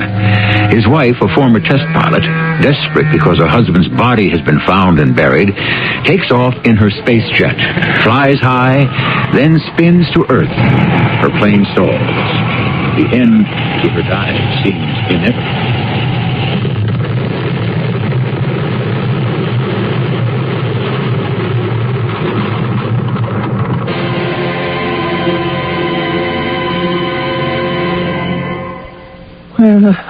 Where am I? Good morning, Elizabeth. You've been asleep. What? You're in Memorial Hospital. I am? How did I... You'll live. It's a miracle. Can you remember what happened? In the plane. In the plane, yes. Something drew me. The whole plane. It was as if I knew I had to do it. Crash. You wanted to die? Is that it? Are you guessing? Or do you know? I know. Justin made me know. You too? You heard him? Last night, when they brought you here, I went back to the White House. I sat there and I felt I heard him. I didn't hear words, just... in a flash, I knew. Everything? I don't know. How you wanted to die. Did he make you know about some insane machine? A computer he's built? No. He made it when? Since he disappeared? I have an idea he's been working on it for years. At 20,000 feet, I kept feeling he was right there. You were in your plane, flying? He was talking so strangely. Mostly about this thing. Oh, what did he call it? The final mind. Okay, Elizabeth. Don't get yourself wrought up. One last question, and then I'll go. You thought you were losing control of your plane? Yes. For some reason, I was drawn into a spin. I couldn't pull out. It was like being in a vortex, sucking me into the sharp top of the Washington Monument. That's all I remember. Did they find the flight recorder? So far, only very small fragments have been picked up. You're the only thing that came down in one piece. You walked out of that crash on your own 2 feet. Nothing broken, nothing even bruised. You're here for observation, that's all. So if I wanted to, I could get up and walk right out of the hospital? Yes, but don't. A couple of days here won't hurt. I'm tired. I'm going to close my eyes now. Give my regards to Max. I'll see him soon.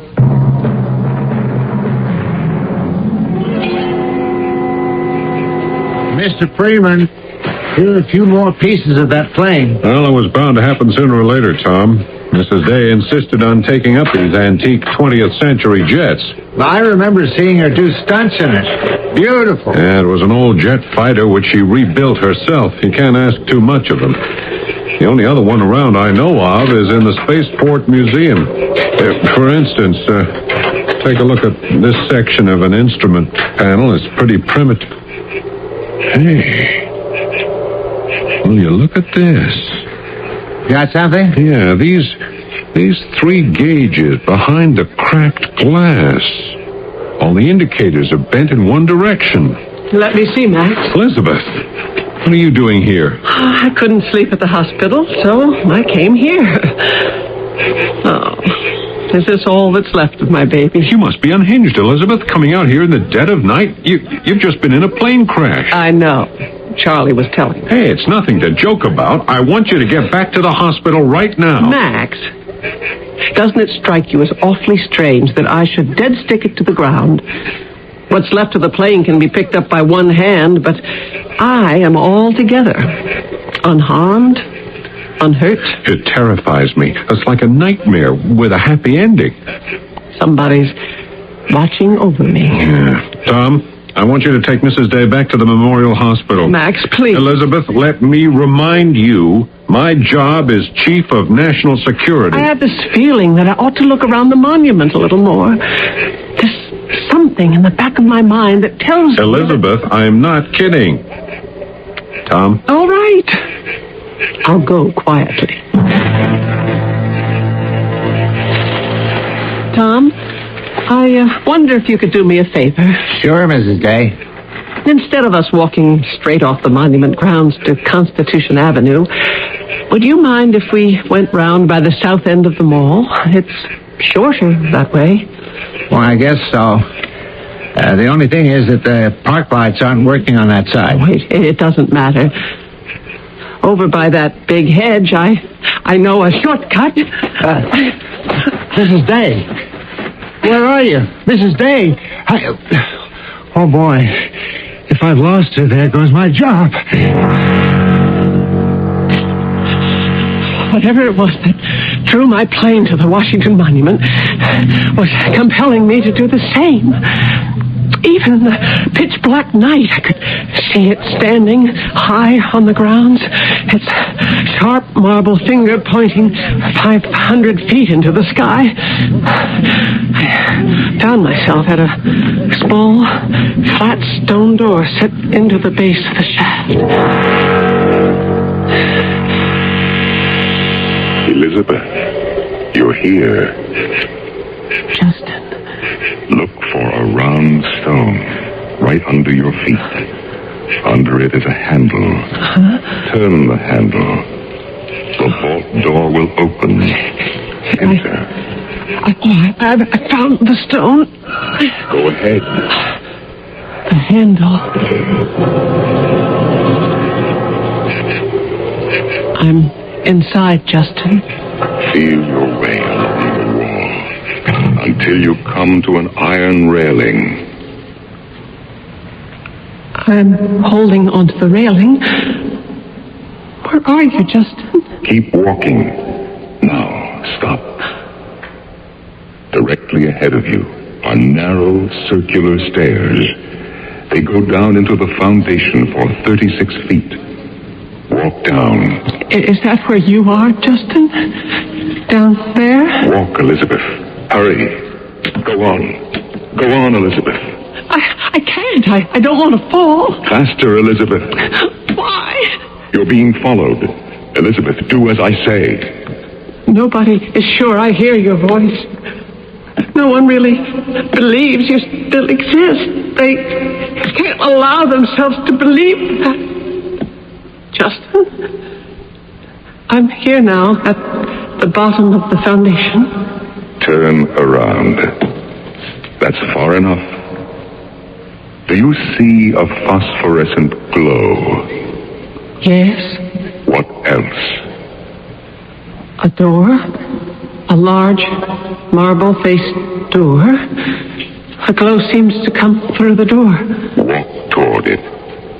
Tell me what you hear. What do you hear, Elizabeth?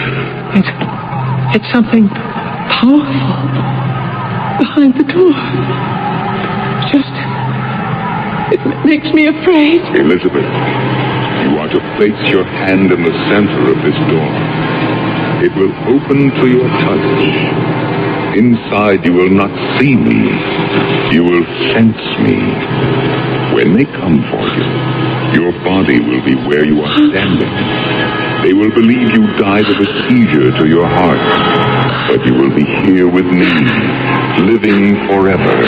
It's too strange. I can't. I'm right here, Elizabeth, on the other side.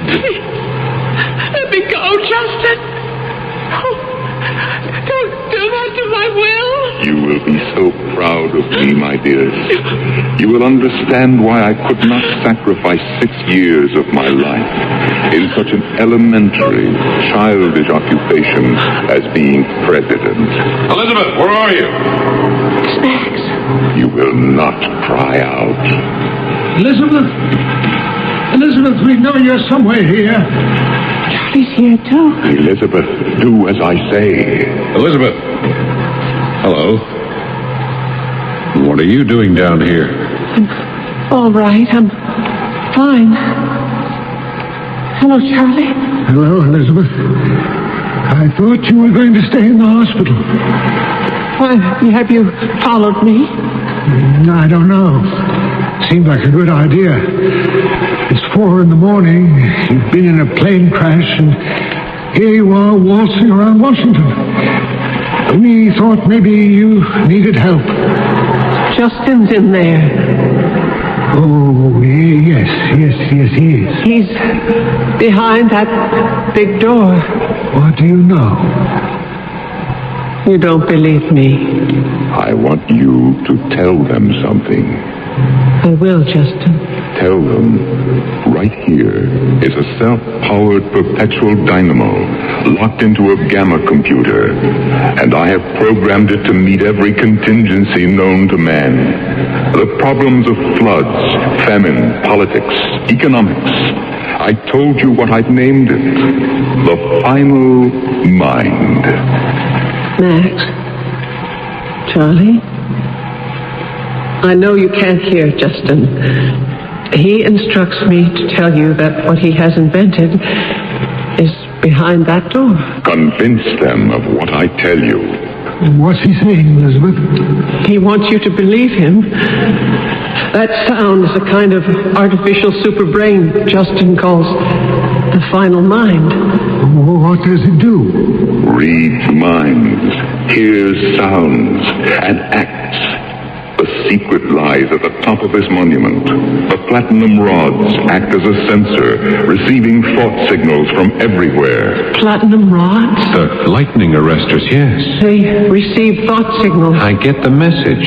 This mechanism he calls the final mind solves the problems it receives and sends out solutions in return. Maybe there is something in it. I leave the final mind as my gift to mankind. Now I'll be on my way to other planets, other galaxies and systems in space to continue my work. My body is a hindrance to me. I bequeath that to the world also. Elizabeth, can we go now? You must be very tired. Do you believe? Why don't we prove it? I'll have the door opened later and we'll have a look. A machine that's going to run the world. Everyone will want to see that.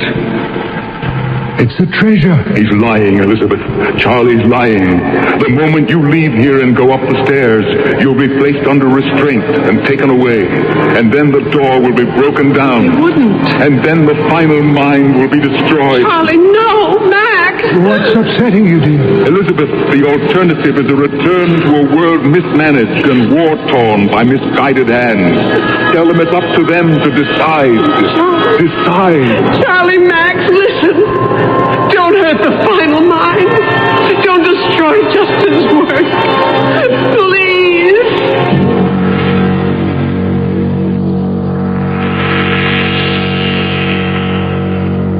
And then what happened? Was the iron door forced open and the final mind broken to pieces, putting an end to a dream of peace and long life?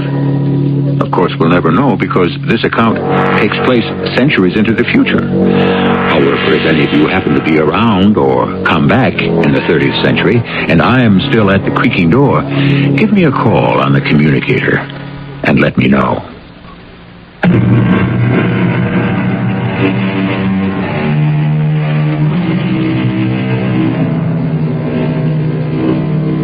Right now, man is built only to learn from the past. Memory only goes backwards. Some say it's a good thing. It's better not to know what we're in for. I don't agree. If the final mind is in our future, I want to know. I'd even settle for a reliable answer as to whether I should wear a raincoat or a ski suit or Bermuda shorts tomorrow. I hope some scientist out there will give my idea a crack. Our cast included Norman Rose, Ann Williams, Paul Hecht, and Robert Dryden. The entire production was under the direction of Hyman Brown. This is E.G. Marshall inviting you to return to our Mystery Theater for another adventure in the macabre. Until next time... pleasant dreams.